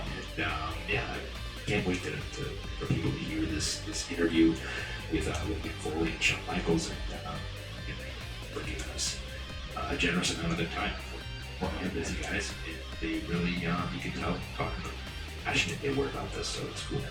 Well, and the term legend is thrown around a lot, right? Sometimes not completely warranted, but in this instance, we are talking about two certified, absolute, Hall of Fame legends that changed the industry in their own way, who, got together, had this match. We were able to pool our wrestling contact resources. I got out my Rolodex, looked up HBK, and I looked up Nick. Fuck it, Foley. And yes, I still use a Rolodex. Let's get some more hands. Like the guy from West Virginia. He had my phone. He could have called them. If I had their number. Which I didn't. But, I didn't do that because I gave them. Which it says a lot about respective relationships. Yeah. That's really, it says that people probably don't like you. Hey, speaking of not liking people, did you see Chill's at Talk More? I did, because one of our hosers sent me the clip, and I saw it because I said a lot, but I put the girl to bed and I haven't gotten caught up on my DVR this week. But I did see the clip of Shane mocking a picture from Kimmel that said, "How many chins?" Because Breezango was investigating where the many chins. So the mock made it to TV. How about that? Did they ever find out how many chins Kimmel had? That's the real shoot. 42. I think that's I think so. One for every week of the year, 52. Why not? A big week within the industry. Backlash was this week, and a huge surprise, huge shock. Jinder Mahal becomes the WWE heavyweight champion. And not the Universal Champion, the heavyweight champion. So the lineage of Bruno Sammartino on the other line. Right. What'd you take? What'd you take, Birdman? I think it's a good surprise. I mean, I like it when there's it's hard to shock you, especially when people want to know like spoilers and stuff like that. People seem to want to know stuff that's gonna happen before it happens instead of just sometimes just enjoying it, following the ride and seeing where it takes you. So it was legitimately one of those ones where you didn't know which way they were gonna go on it. And I like it. I think it's different, and I think it's one of those ones too. Even speaking from personal experience, that you sometimes you just gotta throw the person in that spot and see if they can sink or swim. They have it to step up and really do in that spot. And that would be my take too. And I know the knee-jerk reaction of a lot of wrestling fans. Oh, why? Settle down. Relax. I'm going to be a little edge here, trying to knock you out. Here's how I look. And say it's a business decision because of everything breaking up at the beginning. Okay, then it's a good business decision. If you want a billion people to latch onto the product with the 605 to 40 as your ultimate champion, just saying.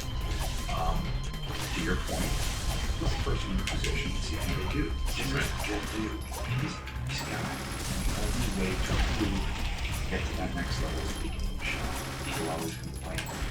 They want something different, they want something new. You know what happens to complain about what is different. Rock paint strokes, but it generally seems to be the case, or Kevin Owens becomes champion about how he's used as champion. We were complaining he wasn't champion, now he's champion. How he's used as champion. I get it, passionate about the product, and I'm passionate about it too, but I like to let it play out, having been in the industry, inside the industry. I understand it. Patience, see how. That's what I would advise all of the folks worked up about this. Let's see how it plays out. And I think he's going to do good. I think he's going to step up. And guess what? If he doesn't, it's not going to happen for him. And I think too, they surrounded him. They put an entourage with him, which is great. Gives him a little bit more of a presence, a little bit more of an aura. So yeah, I mean, give the guy a chance. You know, he's either gonna make it or he's not, and it's on him. So. And also a shout out to the entourage, the Singh brothers. We'll have them on the show at some point, but really, really good guys. I go back with them a little bit. Back when they were on BC and I was up there filming some stuff, they got in contact with Paul Lazenby, who is a sweet moron. He's probably listening to this. Oh, there you go, Mahler. Fenris. Your bad teased up hair, your death metal makeup, bad singlet. Anyway, they got a hold of Paul and kind of down. So they just wanted to pick my brain. So they went and hiked this mountain called the Chief, picked my brain the entire time. Like, okay, I like this guy. They went out of their way to try and find out if they could just get in contact with me and get some inputs. So from that point, I've stayed in contact with them. Just trying to give advice along the way. So They were probably like asking you, like, what would you do in this situation? no, we actually said that we want to do the opposite of what a person would do, and we knew that you would know. So no, but good kids, good guys, good guys, great head and shoulders. Nice to see them also. And again, take or swim. Yeah, so it's been nice to see, and it's different, and it's fun, and I always win. It's being heels. Yeah, it's fun. It's rare nowadays that you can do it. So why not give it a shot? Right, Bird? Yeah. Like if you were ever allowed to be the actual you that you can be, you would love me more. They already do. And humble. Speaking of which, I'm going to take a cheese grater to your thorax. My thorax? Where is my thorax? No, it isn't. Where is it, Jay? It's around that area. Yeah. You have no idea where I a do. thorax I know is. exactly where it is. I'm not going to tell you because if you don't know where it is, you'll know where to block. And I Well, don't you want you to know what I want to do? Want to know what I want to do? I want to get a pitching wedge and I want to hammer your taint. pitching wedge. That's what I want to do. Yeah. I'm a 9-iron. I'm No, I'm it's not big enough. I'm a sand wedge. A pitching wedge is a little bit more. On the golf course, or would it be just like you just carry one around randomly, or Yeah, probably just randomly. Like if you're in the supermarket, potato chip aisle, and I just come up from behind you, just underneath, boom, right up. but you know what happened? Is I would like jump over like I would You'd fall to the ground, you'd scream. No, you'd scream like the little child that you were and was chasing you with your car. no. Here's what you don't know about actually the world class double dutch skipper. So I would just start double dutching all over the place. And then when you were like mesmerized by that noise, you would pull the cheese grater off the eye and I would just start scraping your thorax. So you would double dutch. You double dutch over my pitching wedge taint shot. Grab a cheese grater potato chip aisle. And then attack my thorax, and you don't know where that's located. I know where it is, you don't know where it is. I'm not gonna tip you off and you block it. It's not gonna happen. It's not gonna happen. Is it next to the Lorax? It's next to the See, you don't even know that's a Dr. Seuss character, you some bitch. it's next to the Lomax. It's next to Murder the fly. difference.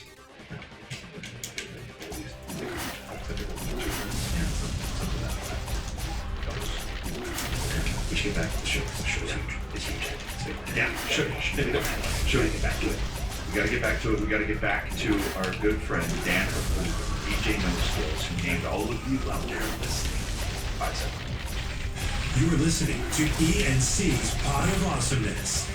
For decades, one big razor company has relentlessly increased prices and reaped immense profits at the expense of its customers. So jumping in, two ordinary guys like that. They were fed up with getting ripped off, so they started hearing this show. Harry's knew they were shirt balls, so they bought their own blade factory, brother. By taking less profit and sending directly to you over the internet. Harry's offering their deals at half the price. Just $2 a blade compared to the $4 and more you'll pay at the drugstore. Harry's so confident to run their blades. They're giving you their trial set for free. Just under $3. Free trial set includes a weighted ergonomic razor handle, 5 precision engineered blades with a lubricating strip and trimmer blade, rich shave gel, and the travel film. That's a $13 value for the trip. Stop messing around and get started shaving with Harry's today by claiming your free trial offer. $13 value for free. Just cover shipping. That's right. To get your free trial set, including a razor handle, 5-blade cartridge, and shave gel, go to harrys.com/awesomeness right now. That's harrys.com/awesomeness. Dan, what's up? Hey, how's it going, guys? What's going on, man? Living the dream here at work. Just want to say thanks to Naira again. Cool. Living the dream. How many coffees deep are you right now, Dan? Well, not coffee so much, but I just have a 2 sugar-free rock stars, so. Nice.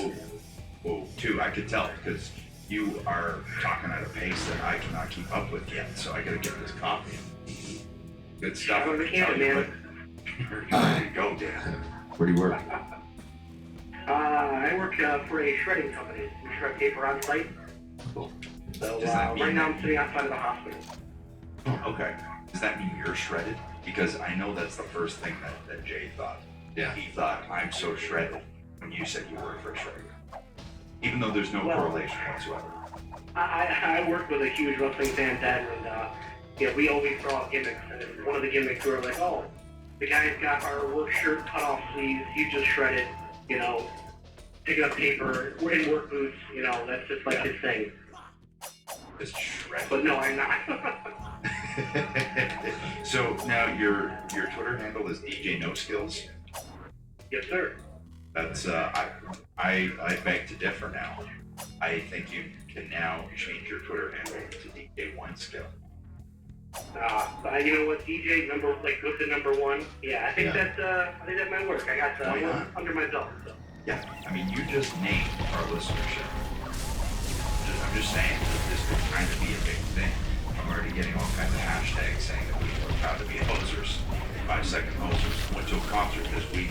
I had people coming up to me and go, "We're hosers." I was like, well, I guess it worked. So, good job, Dan. Hey, you know, it's a pleasure to have a little part of the lore, I guess. Well, you know, I don't want to limit you. Just say you have one skill. I kind of dubbed you last week and said you had some skills. So do you have any other skills, or do you just have one skill? Just giving people nicknames. That's basically all you're good at. Bow hunting skills, nunchuck. No, I actually got this name from DJ. So my dude, he would just bust my balls and say, "Oh yeah, you got no skills or whatever." And I'm like, "Well, that's what your mom said, buddy." So I just switched it around to no. All right. Well, you know, DJ Some Skills does kind of grow up on better, so maybe we can search out some other skills here. You're a DJ, you can name podcast fan bases, you can shred stuff. Wait, is it DJ No Skills with a Z? Yes, it is. It's like Hardy Boys with a Z or the Dudley Boys with a Z. That's a whole different category. Oh, it's very Vince Russo of me. We're going to see it, so. That makes a huge thing. Yeah, that's late 90s cool right there. Wow, okay. With Joker and the long duster. Oh, yeah. Yeah, you can get some, what was the name of the clothes of the hardcore thing? Kickwear. Kickwear, but then the shirts were something else. And it was like that person's name, I think. I don't remember. Is that like the hardcore uniform right there? Yeah, right. Yeah. Actually, just like building. We're way ahead of the time. Yeah. So you're in the league land, Dan?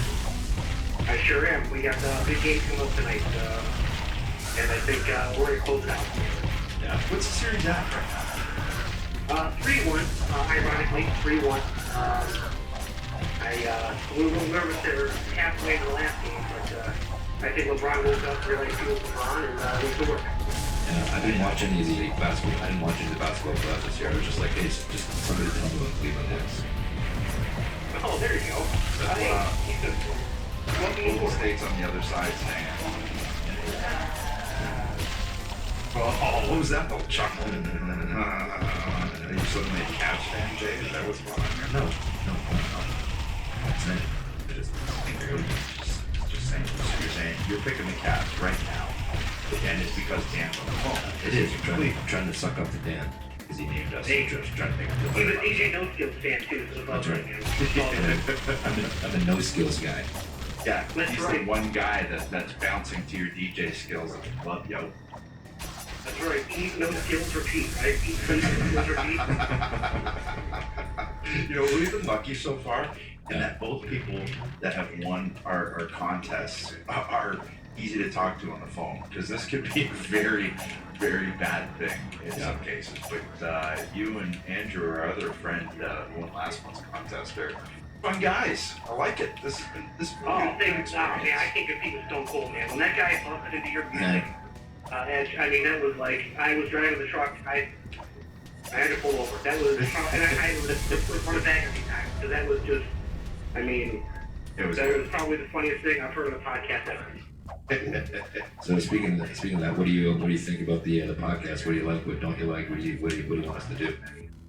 I love that you guys kind of do some different stuff. You know, it's not all. I mean, wrestling obviously is amazing. That's like I've grown up with the wrestling fans as I can remember, but you know, just dabble a little bit of stuff. You know, I'm not a big hockey guy.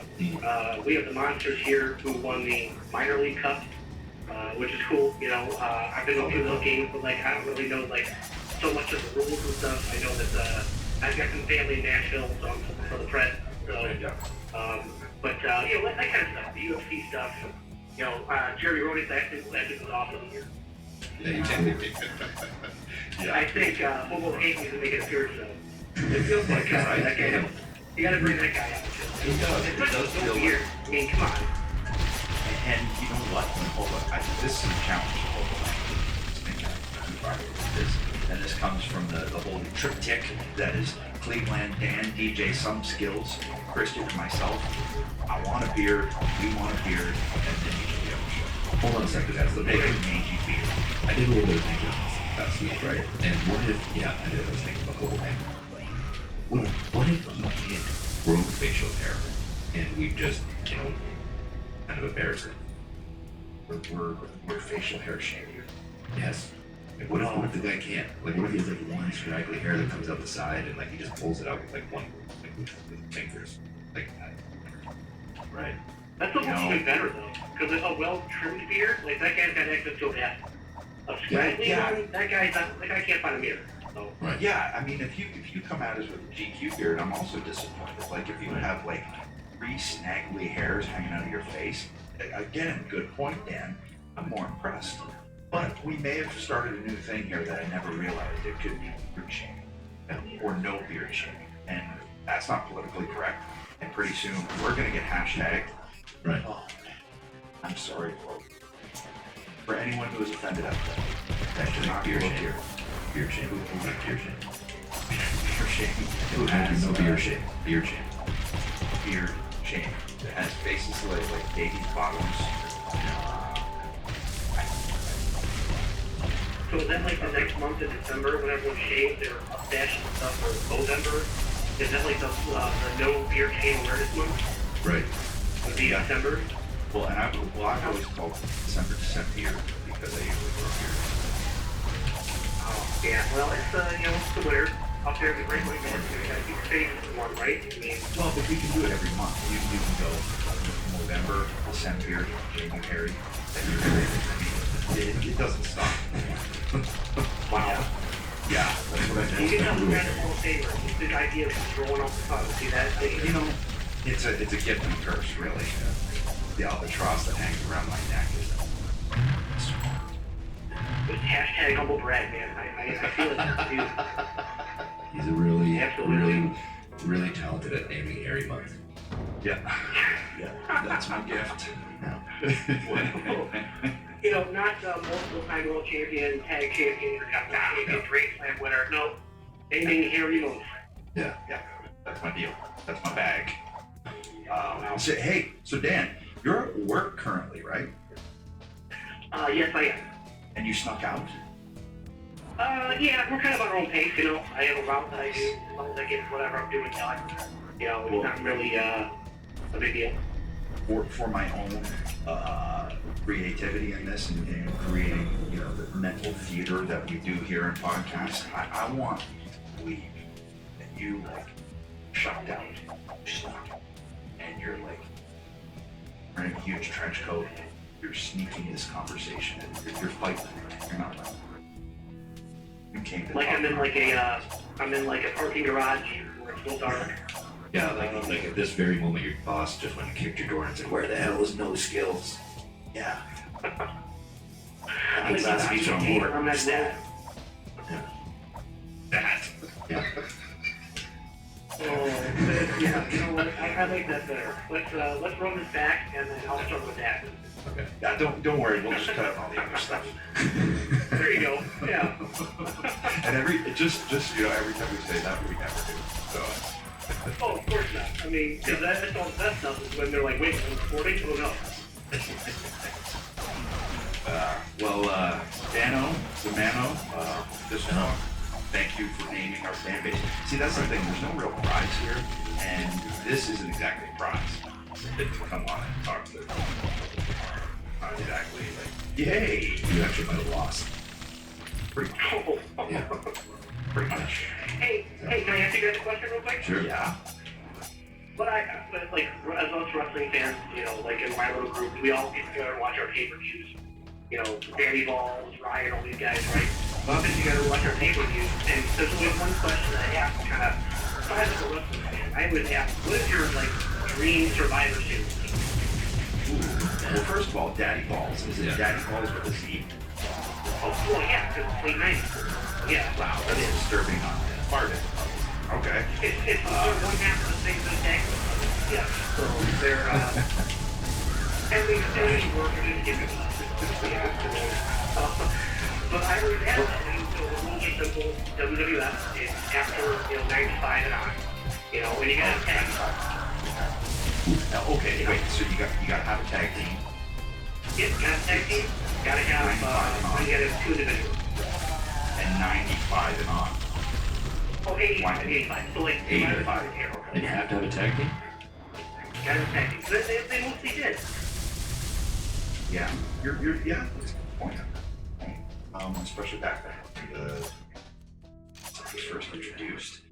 Now this is eerily reminiscent of a podcast that we've already recorded where we did this a few months ago, where we did the Mount Rushmore, and that'll drop here. So I'm trying to chase the kids around the podcast. Did I just spoil something there about that? No, not at all. No, we're letting everybody know. There's another skill for the toy box. Ruining. Oh, you can't spoil alerts. That's right. I'm going to work with the hard hat on. I'm going to pull these skills on myself. Man, so anytime after 85, And it's WWF. No NWA, Yeah. no. Yep, okay. No, you can't go forward, you can't go, unless you go Brainbuster. Howling in Arms in 1 year. But, like for example, mine has always been the captain of Hulk Hogan. Okay. I would have Stone Cold Steve Austin, and well, it's always been you guys. So, and I'm not supposed to because I'm on the show, but it's always been you guys. Cause the Concerto, that was my favorite. Late 90s. That wasn't a move. Concerto. Well, I wouldn't call it a move. I'd more call it like an epic skull bashing. But that was always my favorite. Well, here's the thing. We were like, we had no tag team finisher. We didn't have a move. How was that possible? But okay, that's an interesting dynamic in that. Would you like to say your team first, or would you like me to try? it's either. Oh, okay. I'm gonna go with.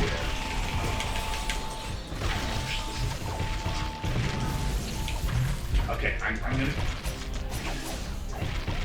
Okay. I'm really that's really fair. I'm gonna go. Say 2.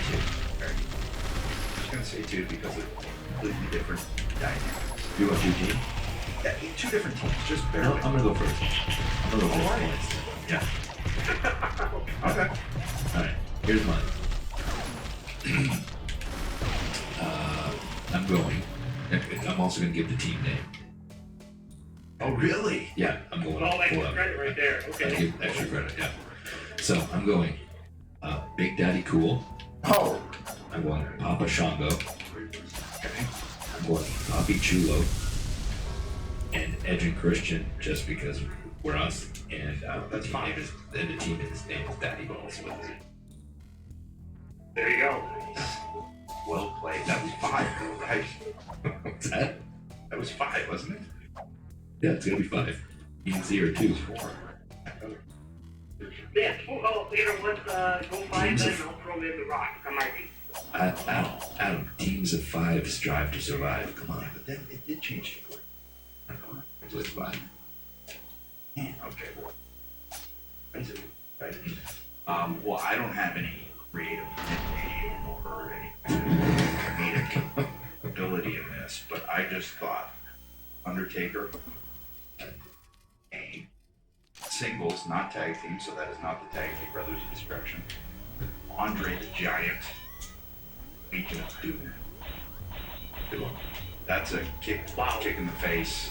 They're not, no, that's complete elimination. No one did match. No one's lifting those guys either, so. No, so like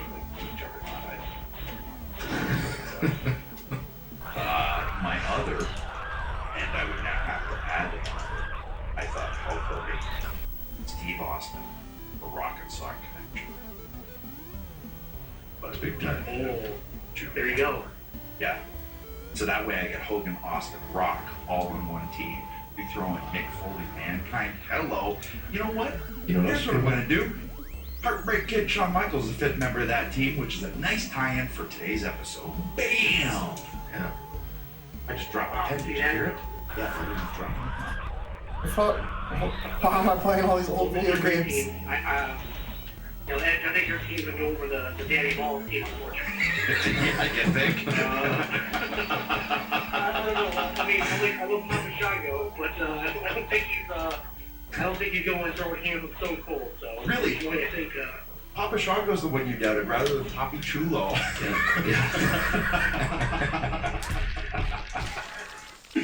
Well, yeah, I guess. Instant kill. Sell the whole team. He like takes them all back to the early '80s when they were just breaking in. But other than that, that's going to be the next story.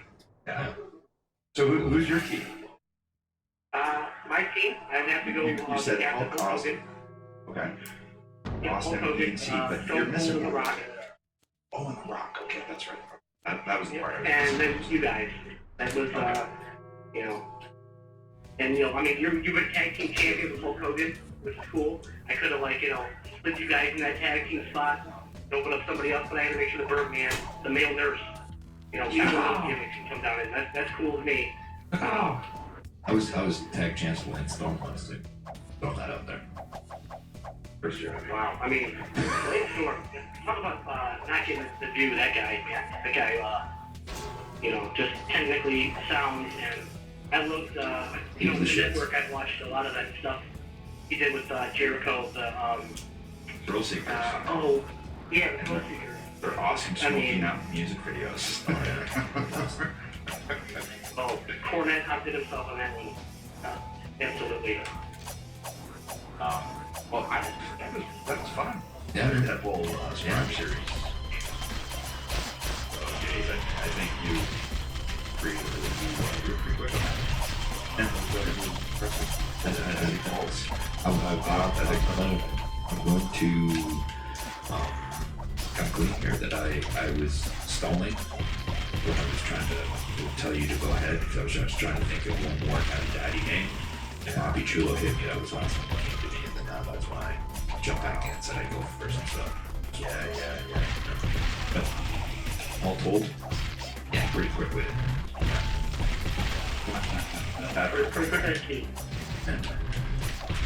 Well, Dano, thanks for calling in. We got ourselves a big show this week. You were on the Anatomy of the Match, the debut of yeah, so we gotta get to those guys because one thing I think I'm learning with Anatomy of the Match is you have 4 guys that have been getting worded edgewise. There you go. Yeah, I'm honored to be on the first one, especially that match right there from Mind Games. That's a great one, and I look forward to hearing it. That's gonna be awesome. Hey, here's the last thing. What match would you like to hear? And let's try and keep in mind here, still living, so that we can have all of the members of the match on the show. Oh yeah. I love. I mean, it's a trilogy that Austin and Rock had. You know, 15, 17, 19. I thought that first one, you know, where they battled outside and The Rock, the back body drop, where he hit his knee on the lights. I mean, I really thought that was a great story. You know, with Stone Cold going over on that one, I thought that was a really good one. I mean, you definitely have a lot to choose from on that, but that's probably one of my favorite matches. As far as the big stage match goes. Rock might be a tough get. Steve might be a tough get because they're both kind of busy, but you know. Duly noted, Dan. Duly A noted. couple years ago, the first time I ever saw Sami Zayn wrestle on TV, Sami Zayn Cesaro, best 2 out of 3. Okay.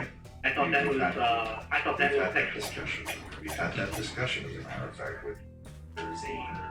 So, all right. Here he has Jason. Duly noted. No.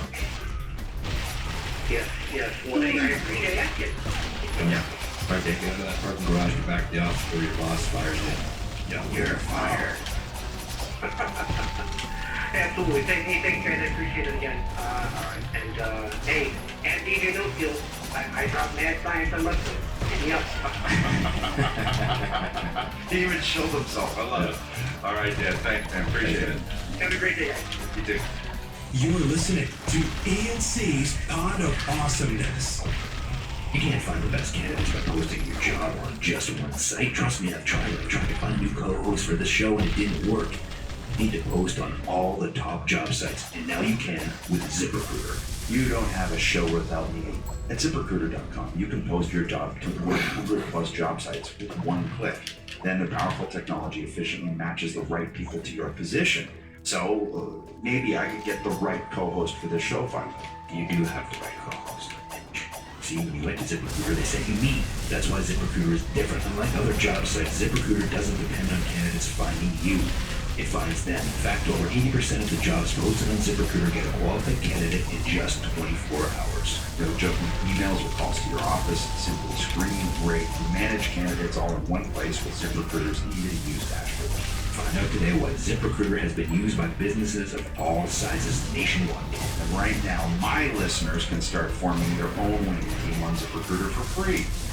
There are listeners, and just go to ZipRecruiter.com/awesomeness. That's ZipRecruiter.com/awesomeness. Try it for free today at ZipRecruiter.com/awesomeness. All right, that was a good conversation with Dan, DJ Some Skills with a Z. Yeah, I didn't like him. Wow, you're so phony. You were so nice to him. Just kidding, it's great.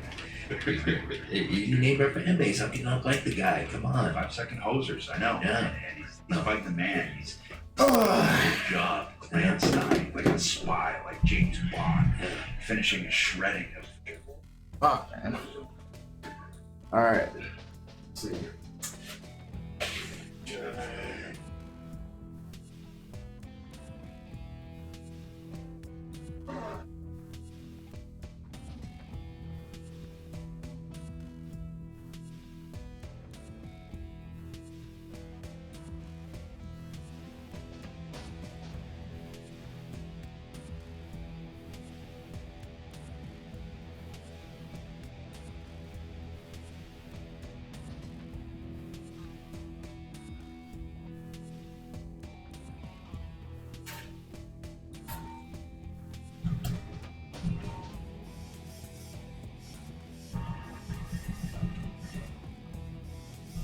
Alright, break time.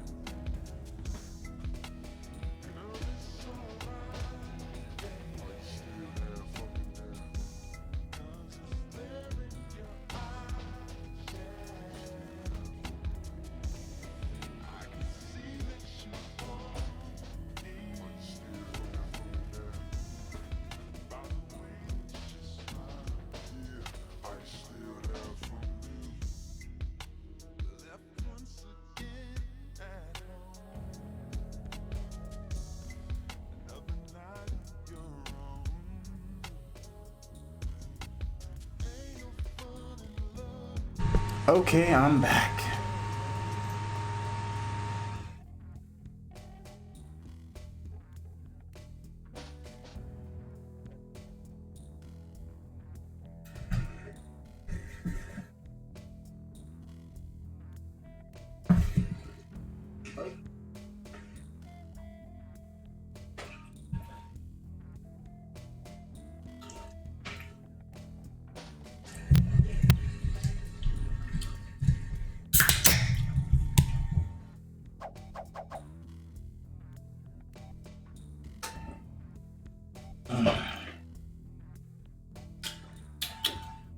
Okay.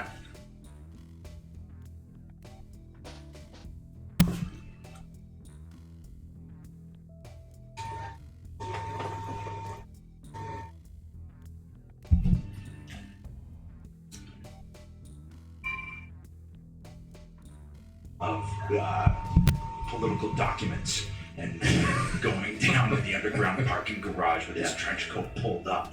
Yeah, into a armored car with tinted windows. Yeah, and a private cell phone that can't be tracked, can't be traced. That's a bummer. Man, no skills. Yes, some skills.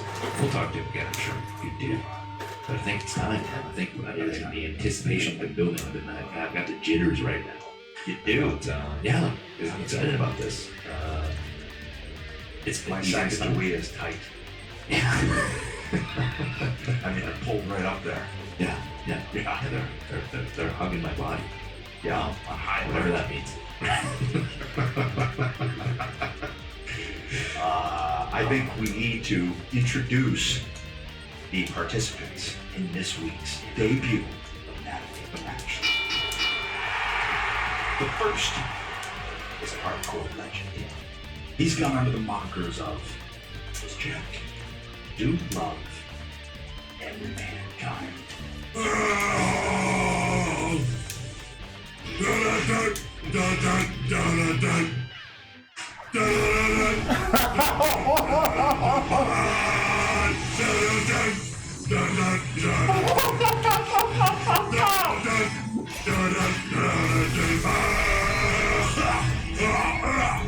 Man, I can't do it for that long.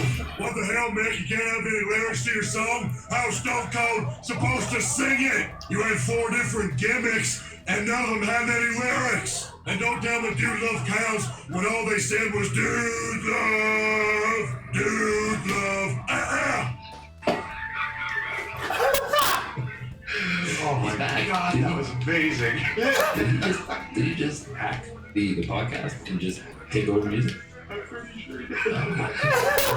I'm almost scared to introduce the next participant. I think everybody knows him, Mr. WrestleMania. The Heartbreak Kid, Shawn Michaels. Oh my God. Oh, Shawn, I think I'm cute. That drive the girls while I got the moves. That really move them. Up and down the spines. I'm just a sexy boy. Sexy boy. I'm not your boy toy. Boy toy. I'm just a sexy boy. Sexy boy. I'm not your boy toy. Boy toy. Hell yeah, that should have been Stone Cold song. I like that song a lot. I think I'm gonna take it. I'm gonna take it from you, Shawn, like I took the WWF Championship. And that's the bottom line. Cause Stone Cold said so. I'm just a sexy Steve. Sexy Steve. I need a bear. On that note, here we go. Now into the match. Here we go. Oh my God. You know, there's 5,200 wrestling podcasts, so it's like, how do you make it different? So you came up with this idea to just focus on one match, because everybody's probably heard each of your stories on their own and everything, because... Yeah, we're a hard podcast, right, Mick? You sometimes get the question, and then you're like, okay, I've answered this 800 times. Let me be enthusiastic, you know, and that's the toughest thing, is be enthusiastic about things you've answered so many times. And when it comes to this match, you know, it's, one of my one of my all-time favorites. Like I don't get asked about it that much, and so it's really a pleasure. Every now and then, you're on the line and someone's going, Hell in a Cell, and you go, tough day at work. What did that was? I really love Mind Games. It's just like your eyes burn up. Yeah, really. And then that guy's got a captive audience there. For sure. Well, I think it's one of the. I think it's fun. It's one of those ones that's on the top of a lot of people's lists. It's just it doesn't get the glamour I think of the other one. As soon as you mention it, people they go like, oh, I mean that was one of mine too. You know what I mean? It's one of those, one of those ones. Certainly for that time, this is just a great idea. I mean, I think it's good because that was, and makes the one I can't wait to hear some of because I know he remembers all that kind of stuff. Well, you know what I mean? One dude, and you were the one that put together a lot of, all the really cool stuff that helped me a bunch at that time. Well, Sean, as a champion, man, I was fortunate enough to be champion for days at a time, literally days, like one time, I think 31 days one time, 12 another, 21 hours the third time. And so I never had the weight of the world on me, but, when you were the champion, man, there was a lot of pressure. Going to be champion, a lot of it, right? And we had this luxury. Get me wrong, I'd rather be the other situation where we have a hot feud with and a ton of heat, but we didn't. We had no issue. Like we had no build up. There wasn't even any physicality before the match. No, we just had this. Right? I mean, I know that you did a promo, and I've been calling Paul Bearer mommy. And I mean, he gave a promo and said, I don't know what this mommy thing is, but Sunday night I'm going to be your daddy. And that was about as easy as it got. Here's a main event. They've never worked together. Never. Like, that's the thing that struck me over the years is that we stepped into Mind Games. We've never been in the same ring before. I didn't think so. That was one of the things I wanted to ask. Yeah, and I don't, you can argue, people should have their greatest matches of all time, and I'd be flattered if this one or any day did appear on anything, but when it comes to matches where guys have never faced off and don't have an angle, man, I don't know, it was, and I'm not just saying this because Sean's on the other line, but I've said this before, like, it was pretty magical that night. For sure. Yep, that's the truth. Well, I mean, and let's, we need you guys to be in the main event, try to draw some money, and your angle gets to be burn because of your daddy line. Which you know what I mean? After everything you did with Taker and everything else, I try to, make people want to watch it because on the night of the pay-per-view, I think I get to get you on. Another thing we had, like, kind of going against us was that there was, I don't know if you remember this, Sean, there was that ECW invasion going on, which may, as far as we knew, was a legit thing. And I didn't mean to go out and precondition the audience. At that time, people were still chanting, "You sold out" at Mankind. It was thought to have been a big departure from what I did as Cactus Jack. So, like, the hardcore fans were looking for reasons not to like that character. I had to go out there and give a promo and tell Paul Bearer to never let me go back to that bingo hall so that I could, have some modicum of heat. But we really didn't know if people were going to be jumping over the railings. As they had, I think, during Stone Cold's match with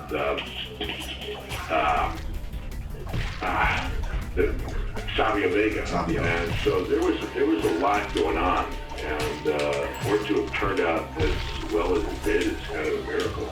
Yeah, I remember I watched it back. I mean, it's one of those matches too where I broke it in '94, so I was still relatively young, but I was still studying matches, and I remember, studying this match and watching it. For the build, for the construction of the match, the psychology. But I hadn't seen it in years, so I went back and I just watched it last night before we talked. And it does hold up the test of time. But yeah, I was trying to remember what the build up to the match was, and there wasn't. It was kind of like a stop. It was kind of like a Stilts, baby. I love to hear Sean explain this. He does such a good job. We laughed about it in the past year.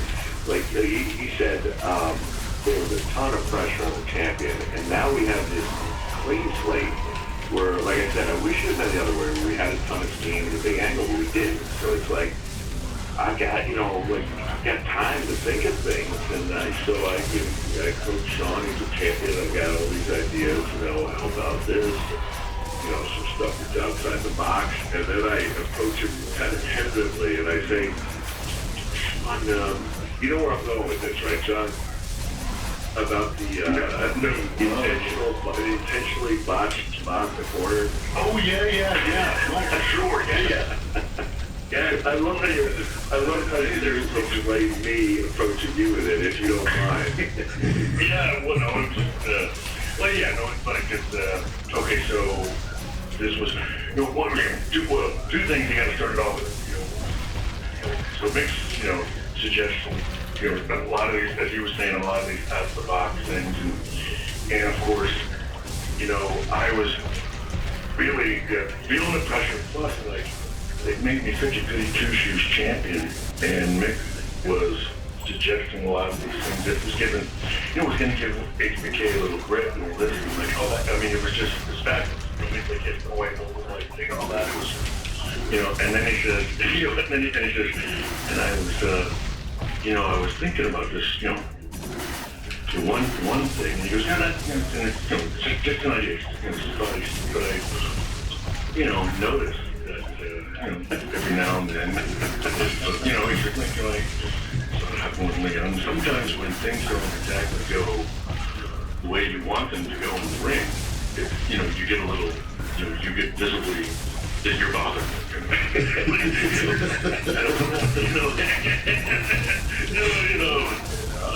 So I was thinking, like, what if we do something where it looks like I've messed something up, and you just come and you start, and I was like, oh my goodness, that's fabulous. I said, oh my goodness, and of course, it's one of those things, yes, and you guys know, it's like, it's one thing, it's the very least I can say. It's not like I denied that I was, I'm somewhat of a control freak in the ring, at times. And so, it was like, oh my goodness, that is just, that is awesome. So, I mean, and to this day, there are people that still, they've asked me, like, so was that supposed to go? And I, trying to tell me, no, that was actually something that came up with. And and it was just hilarious because he was so polite about it. He's like you're walking on eggshells, and I don't know how you're going to respond to it. Like, what are you saying? I had a temper out there. And then but it was like, oh my goodness, that's fantastic. I don't know if you remember, but I mean, it's like, think about it, I hope it's okay to mention, but that was when UFC just first started, and after that, so you're suggesting that right afterwards, like, whatever, I'll do this and turn around, and get on, and like I do get upset, and I can want to make it, so he sort of, it's just sort of a +3 looking little thing, and then he drops me down, like in they call out, they call the guard, and I turn around and just start pounding, and he's leaving me going, because I wear that mask thing, you can just punch at things, I don't feel it in there. And so I was wrong about that, by the way. What's funny is, when, you've got that story tradition with Brett, and I just think these guys have a lot more common. They both punch really hard. I did tell Sean I wouldn't feel it. Like I said, I hadn't been out there in the ring with him, and I think part of the cool thing about that intentionally botched spot is almost like a reverse psychology, because I think it was the up and over, into the corner, into the handstand, and I never went underneath. I was going to do the reverse, jump up into the reverse. Cross body. And you just sort of walk away, and then I step down and like, come after you. This browbeating me and smacking me, and then for the heel to come out with the big forearm, it all of a sudden gave it this aura of reality, and it made it easier for people to believe, so that when we did go into something like the Guard, as far as I know, it was the first major show that used something like that. It's like, no, I just love the idea that people were like, the ultimate, when I was in school, is that you go in and go, I know most of that stuff, but that was real, and I think that at that point we had this, a lot of people, on board. Yeah.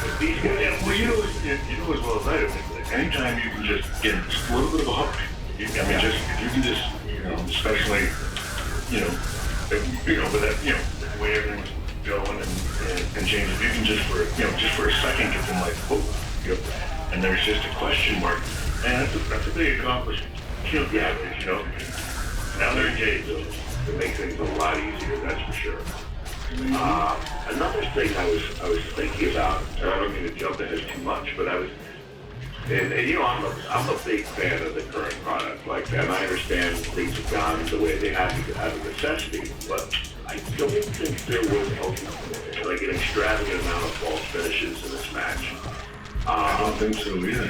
And I was thinking about it. I didn't know, but I think that when you have the false finishes, you're clearly in an athletic contest, where one man is trying to prevail over the other. And I think you lose a little bit of that sense that you're fighting for your life, which is part of the draw. When I used to go to the matches, and I think Sean appeared like he was fighting for his life in parts of that match. And I think you lose a little bit of that when almost every match by necessity has to have amazing moves in it, one after another, things that have to be the finish. I don't think that there was a lot of false finishes in that match, and I think in a weird way it helped it, maintain that aura of realism. I think so too, and I think that honestly, that's probably a great way to look at it. And I think it was kind of even laid out even in the pre-match promo with Sean when he talked about having jitters and being nervous. It gave the feeling right away that he was kind of out of his comfort zone. Maybe even felt a little bit out of his element, and it maybe added something to the match. Like I said, there wasn't a huge build-up to it, but it added a little bit of intrigue to the match because the champion was nervous going into this match. And when you talk about the intentional screw-up, which, by the way, I was hooked. Last night when I was watching it, and I kind of perked up when that happened. I went, ooh, I forgot about that, and I actually made a note of it. And I was like, do I ask these guys about it? I don't want to offend them and say, hey, you screwed up in your match. But I mean, it was something that was on here that I wanted to ask about. It's funny, to this day, everybody's still timid about asking me that. Okay, I'm a difficult person I don't want to go get it. It's funny, you should have you and Vader talking about SummerSlam when you intentionally botch spots, and we ought to be like, oh, that was actually Sean yelling at me. Well, it's funny because last night as I was getting ready to watch this, Beth said to me, she goes, I remember there being something weird in this match, where I think they got mad at each other. And I was like, oh yeah. Yeah, she goes, it's an elbow. I was like, no, that was Vader. And so we started watching it, and then I bit it. However many years I've been in the business and now removed from the business, I was like, oh, wow, you're the GOAT. And I thought to myself, Sean, you went for the snapmare, and Mick, you walked in that body lock and went for that. I was like, whoa, okay, they're just winging this here, and Sean's mad, and Mick's trying to get this story of the mandible claw. This is great. And then, like you said, to turn around and do that ground and pound right after, and then the stomp to the head, I was like, whoa, there was no story. The story was then built right at that moment. And I think too, sometimes we lose things in the subtleties. Like I said, we rely too much on big moves or trying to get a big reaction, where sometimes subtlety will sell it more than any move that you can do. Like with that, what sold it for me was when Sean went to turn to do the crossbody and you weren't there, Mick, he stepped down and just did a little thing with his mouth and just kind of a little hitch with his head, said, okay, I'm pissed now. I was doing yelling up, like you messed it up. It's no longer a wrestling match. This is a fight. Yeah, the little slap in between the punches too. I was like, oh, okay, all right. Look, I I was with Tommy Dreamer probably 6-8 months after that match. Got together with a few of the guys, when we were, I don't know, at the Garden or the Coliseum, and Tommy said, "Can I ask you something?" And I said, "Sure." He said, "How did you maintain control after Sean snapped on you?" And I was like, "Well, what do you mean?" And he was like, "How did you not just..." He went on and on. I was like, "Yeah, we set that up." And he looked at me and he just he put his fingers in his mouth and did the fish hook thing, you got me. 100%, you got me. Oh yeah, well no, and that's the thing. And again, I'm not saying the same thing about that. I mean, it was freaking genius. I was like, oh my goodness, yes. Because that, I mean, you can't beat it. They're preconditioned, right? And, and that was like, also one of those steps of like taking, again, pulling the curtain back, going back behind, going beyond the wrestling aspect, whatever, wrestling, sports entertainment, whatever I guess we're calling it. Because it was also starting to become the time of like, with the internet was just kind of in its infancy here, where people were starting to like. That's what so you worked in the real. Right. Look, I mean, you used whatever stories were there, true or not, to hook, even those people. I mean, it was just, it was spectacular. And again, I mean, it's funny because I love hearing it, because all these years later, everybody's sort of, still never sure. And Joe's point, you think about it, now, that match wasn't, yes, it was the champion and all that, but you don't even, to Mick's point about the false finishes and all that, it was almost like the title was sort of secondary. It was, can Shawn Michaels, as the champion, being nervous, all that kind of, can he get through this? You know what I mean? And not just with the belt, but get through it at all. You know what I mean? And that's where, again, I think it had, I don't know, it had an element was almost, again, the title was secondary, and I know, and to everybody's point here, they don't want to do that when it's title most thing on the watch about winning, and I get all that, but because we had no build-up, because we had, wasn't anything to where, oh my goodness, could he lose the belt, could it be this, it wasn't focused on that, and so it was more about, could he get down and dirty with this guy that has been, dangerous to everybody. I mean, that was more about that, than it was the title.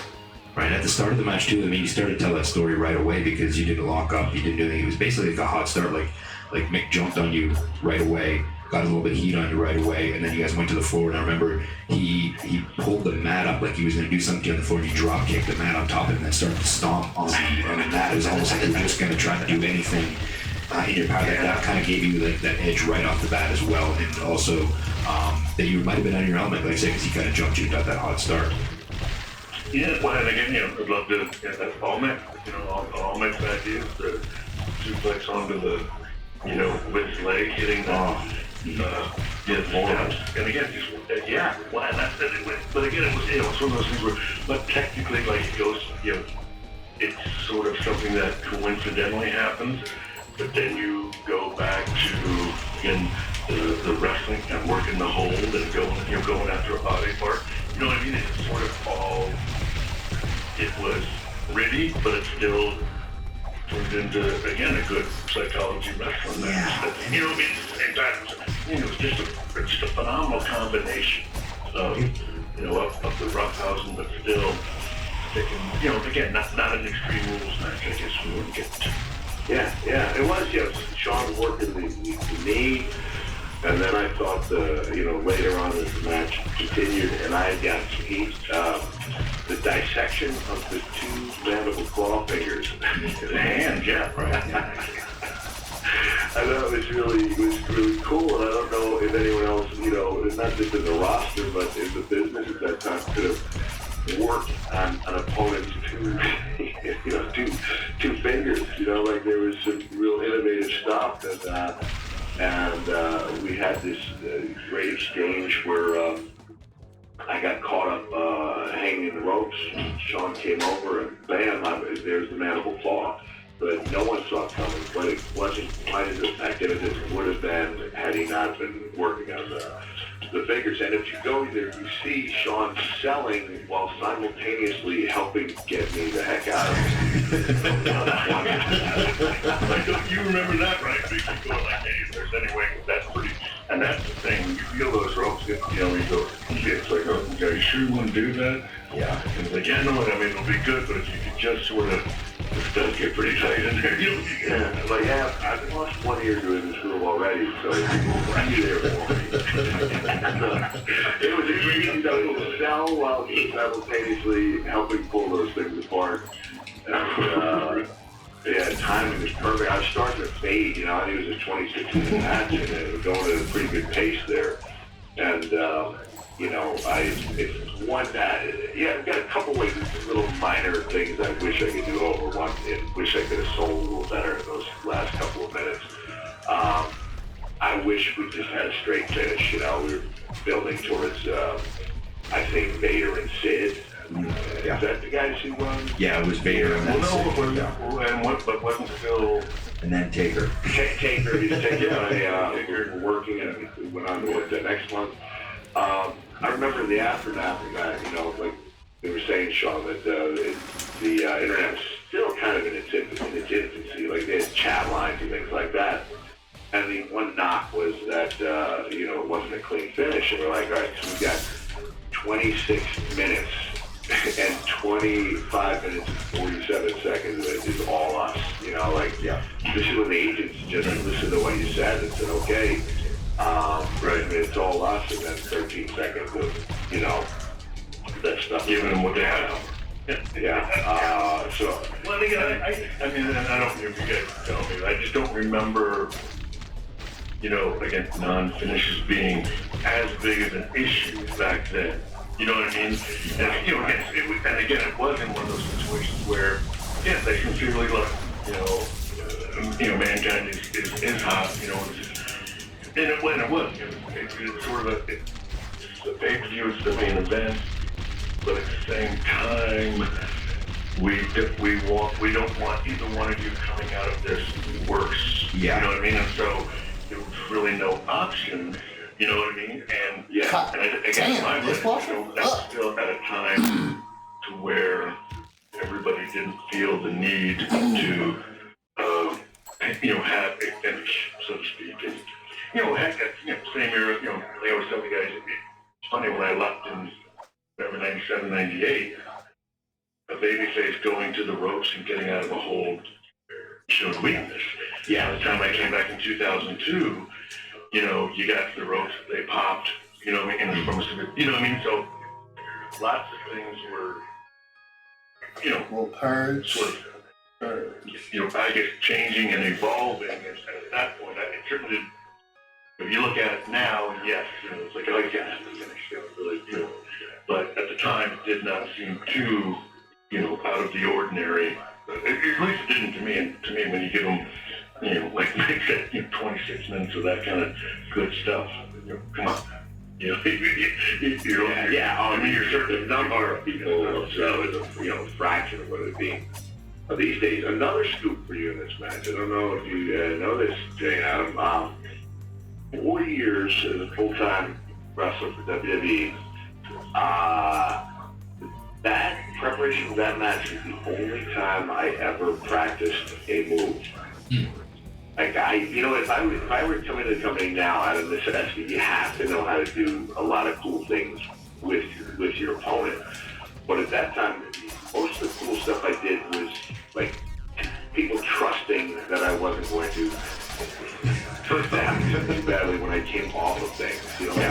As far as like doing complex things, twisting, turning, really comprehensive lifting moves. I just didn't have any. And Sean, you know the move I'm talking about? No. I want to do this thing backwards. With the table? With the table. And I had to know in my heart that we could do this thing without killing the champion. And so we went out there, and I stood up on that second turnbuckle, and then I said, all I need to know is that I'm going to lift like I'm going to the back suplex. Sean turned it into a crossbody. So all we did out there, I lifted, he turned, and it's okay. We've got this thing. And so I had all the confidence in the world that we were going to be able to do that spot at the right time, and that Sean was going to make it out of there okay. But that was the only time I ever worked on a move before a match, and I'm pretty proud of that. Yeah, well, and I was gonna say that, like, gosh, isn't that, because I know in ECW you guys were doing tables and all that, but I think that was one of the first times, there hadn't been a lot of use, I was gonna say bastardization of the tables, at that point, so again, the fact that they let us do that was a big, that was pretty innovative or big for the WWE at that time as well, so, yeah, that's one of those ones that, to make a point, like, we didn't have to, okay, that's, sort of that's what we're gonna do, and all that was okay, and that compiled on top of everything else, and you're thinking to yourself, like, man, this is gonna be good, and also, again, I can't stress enough, coming off of the Boyhood Dream and just sort of the sterilization that, they sort of did with me when they, and again, that's nobody's fault, but it wasn't the rough attitude guy that really got me there, and this was a huge kick in the pants for, the HBK character at that time, that kind of gritty, tough type match. Yeah, well, I always appreciated you saying that. Appreciate hearing it today as well. To me, this was the first match in WWF at that point. And it was in Philadelphia, so it's the home of ECW and everything. But this was the first time in WWF that I can remember where I was like, okay, they've completely switched the paradigm here on what you can now do in WWF. And Mick, you have a talent for this because you did it for me and you did it for Randy too. Sean, you were at a point in your career, you were a champion, you were having amazing matches with everybody, but there was that, okay, he's a great wrestler, but can he get in there and fight and be mean and get down and dirty and gritty? And even watching it back last night, I went, okay, that was a great layer to add on to that character. You can throw him in there with anybody and he's going to be able to scratch and claw his way to survive this thing. That was huge to me. And then even the table spot, what was interesting to me, I saw him lean down and it looked like he said something to you guys. And I don't know if he did or not, but after the table spot, because he was on commentary. Oh, Vince. Yeah, I don't know. I don't recall, but like I said, my guess would be, I don't recall either. My guess would be just sort of checking on us, because again, that wasn't something that was going on a lot. And even, even those, table spots that become more frequent, so that, to go backwards, from the second turnbuckle, it turns it into a crossbody, you go and cover a pretty good distance. We didn't show our hand with that. I moved the table a little bit during the course of the match, so that it would be where we needed it to go to, at a later time. I still think it was as spectacular as things can be when you hit you with a big move or go flying through the air onto somebody. I don't think people saw that one coming. I think that's part of what makes that spot work. Well, I think what makes a spot like that work too is it's all about like getting reactions, right? So the reaction of when you grab the table and start to move it, oh, something's happening here. The crowd starts to come up. Sean runs, jumps over the table, stops you. You guys fight around. I think that's where you hit the suplex on the steps, and then it's almost the match continues, and then a little bit later when it's out of sight, out of mind. All of a sudden it's there, and boom, the reaction. That's what you're still building steps, even though it was earlier in the match. It's kind of a recall. It just makes it even bigger. What else you guys did too is that you didn't clear away the monitors or anything. You left all of that there, so it truly seemed like it was an accident that it just ended up there. And those are little tiny things that now you see everything removed so nobody gets hurt, and I get it. But everything was still on that table. When you guys went through, those monitors went flying, everything. It looked like a car crash. All the paperwork went everywhere. Yeah. Well, that added so much to it. Truth be told, much like the ladder match and everything else, like the ladder match is going with one ladder. At WrestleMania, no backups, no nothing. This is where people learned that you get, hey, someone's going to get hurt, clear that. Again, much like the ladder, this was sort of the beginning of all of that kind of stuff. And, me personally, I've been a guinea pig for a lot of them. And so, that's sort of how you find out. Thankfully, none of us got hurt, but I think everybody, I want to say one of them almost popped up and, I don't know if one of them hit you, Mick, or whatever, but you look at it to Adam's point, stuff just flies everywhere. Yeah, and of course, I'm sure someone looked at like, geez, man, that can really hurt somebody. We need to maybe think about if that's going to happen again. Somebody, there's a reason why the guys pull the monitors out now. It's a much safer move, for sure. Yeah. Well, you were talking about, not many false finishes. One thing that was glaring to me and I thought was great is you guys did a spot on the floor. You came in and Mick, you hit the double arm DDT, hit a pile driver, but then you hit this cradle out of nowhere. Like this beautiful amateur wrestling head roll, arm and neck cradle, and I was like, whoa. Like a roll or whatever, yeah. Yeah, it was out of nowhere. It was great. Because not only were you showing, hey, Sean can get in and fight and get down when he needs to, but then you pull that thing out. It's like, whoa, wait a minute, what just happened? You were adding layers, and it was really cool. Yeah, I forgot about that. Thanks for pointing that out. And now, can you imagine a promo Vince would cut just on the pile driver?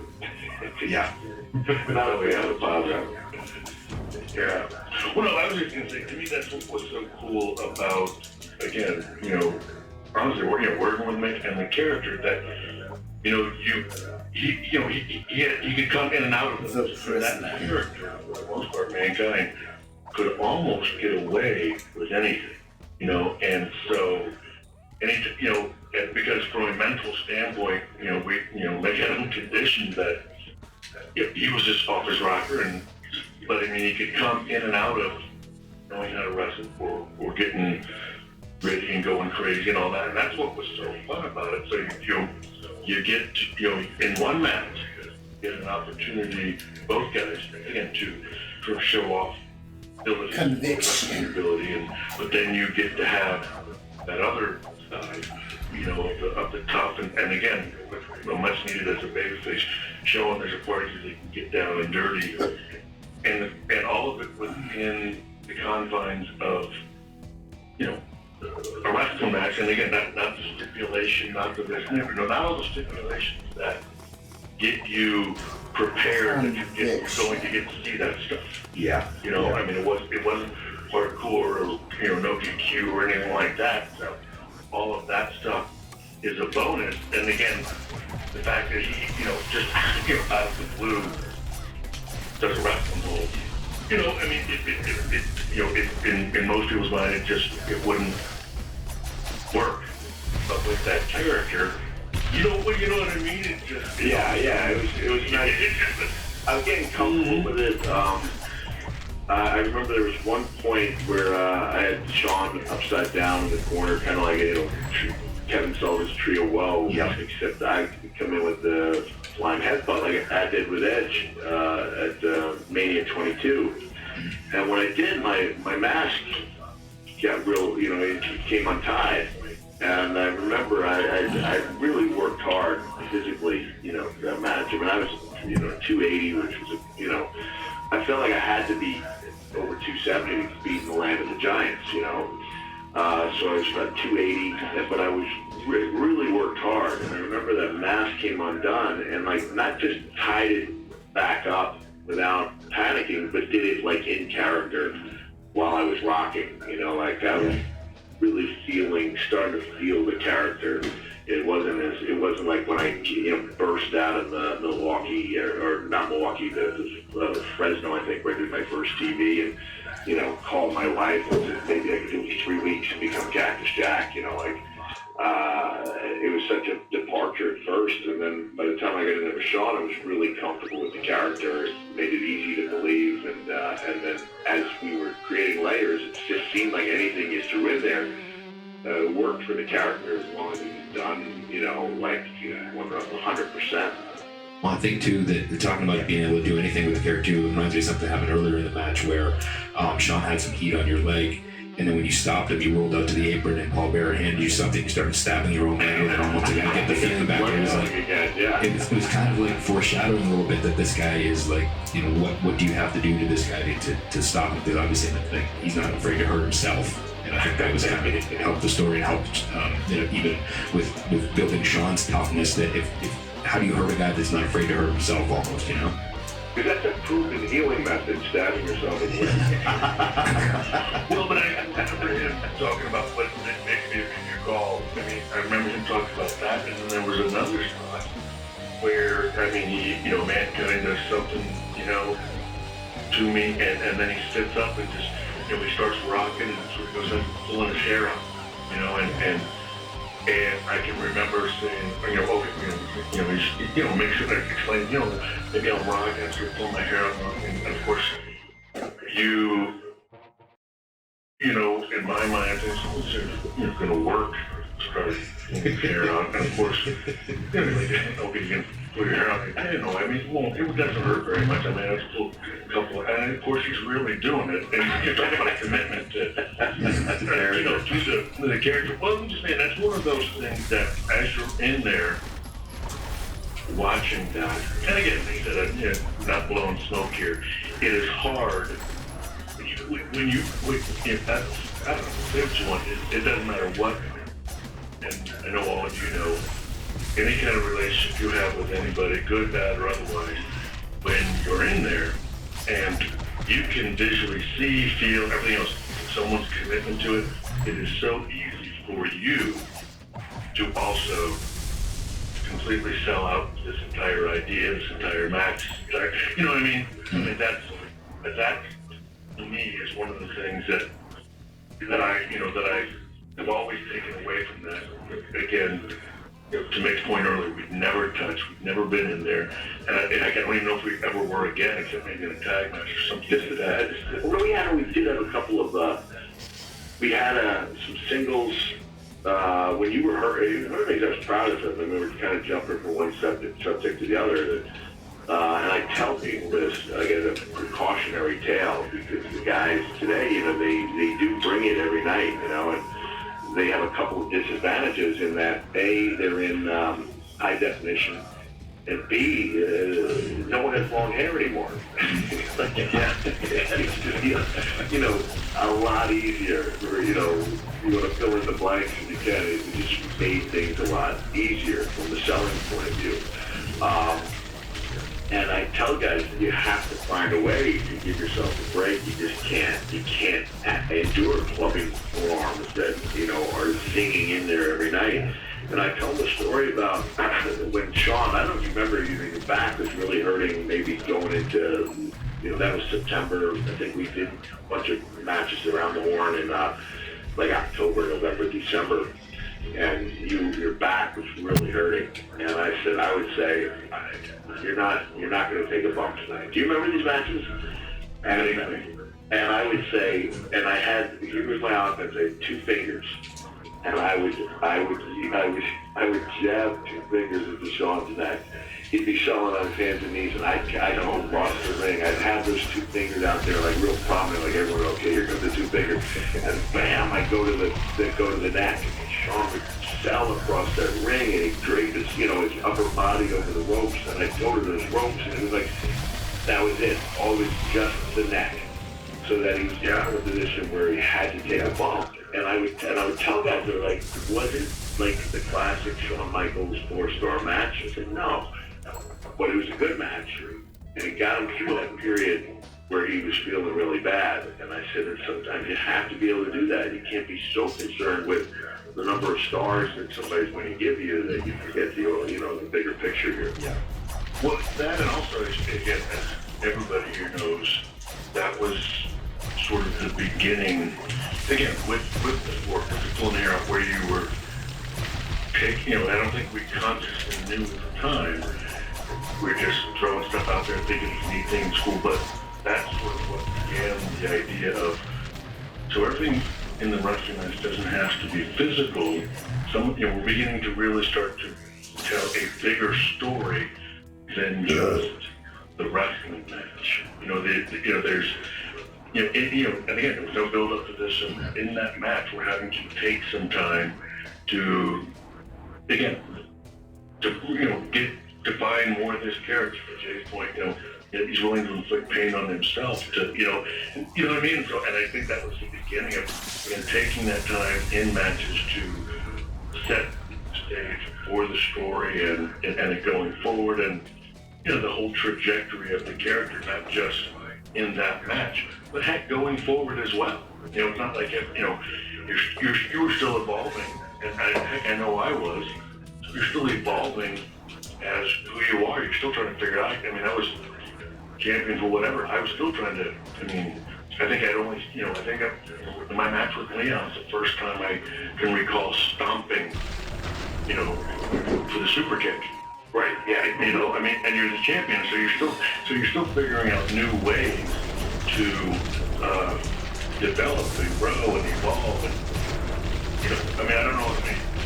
That's not we're doing that. Most people are sort of set in their sequence, in their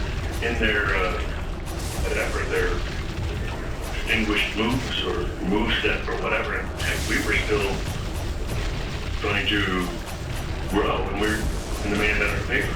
You know what I mean? Still trying to.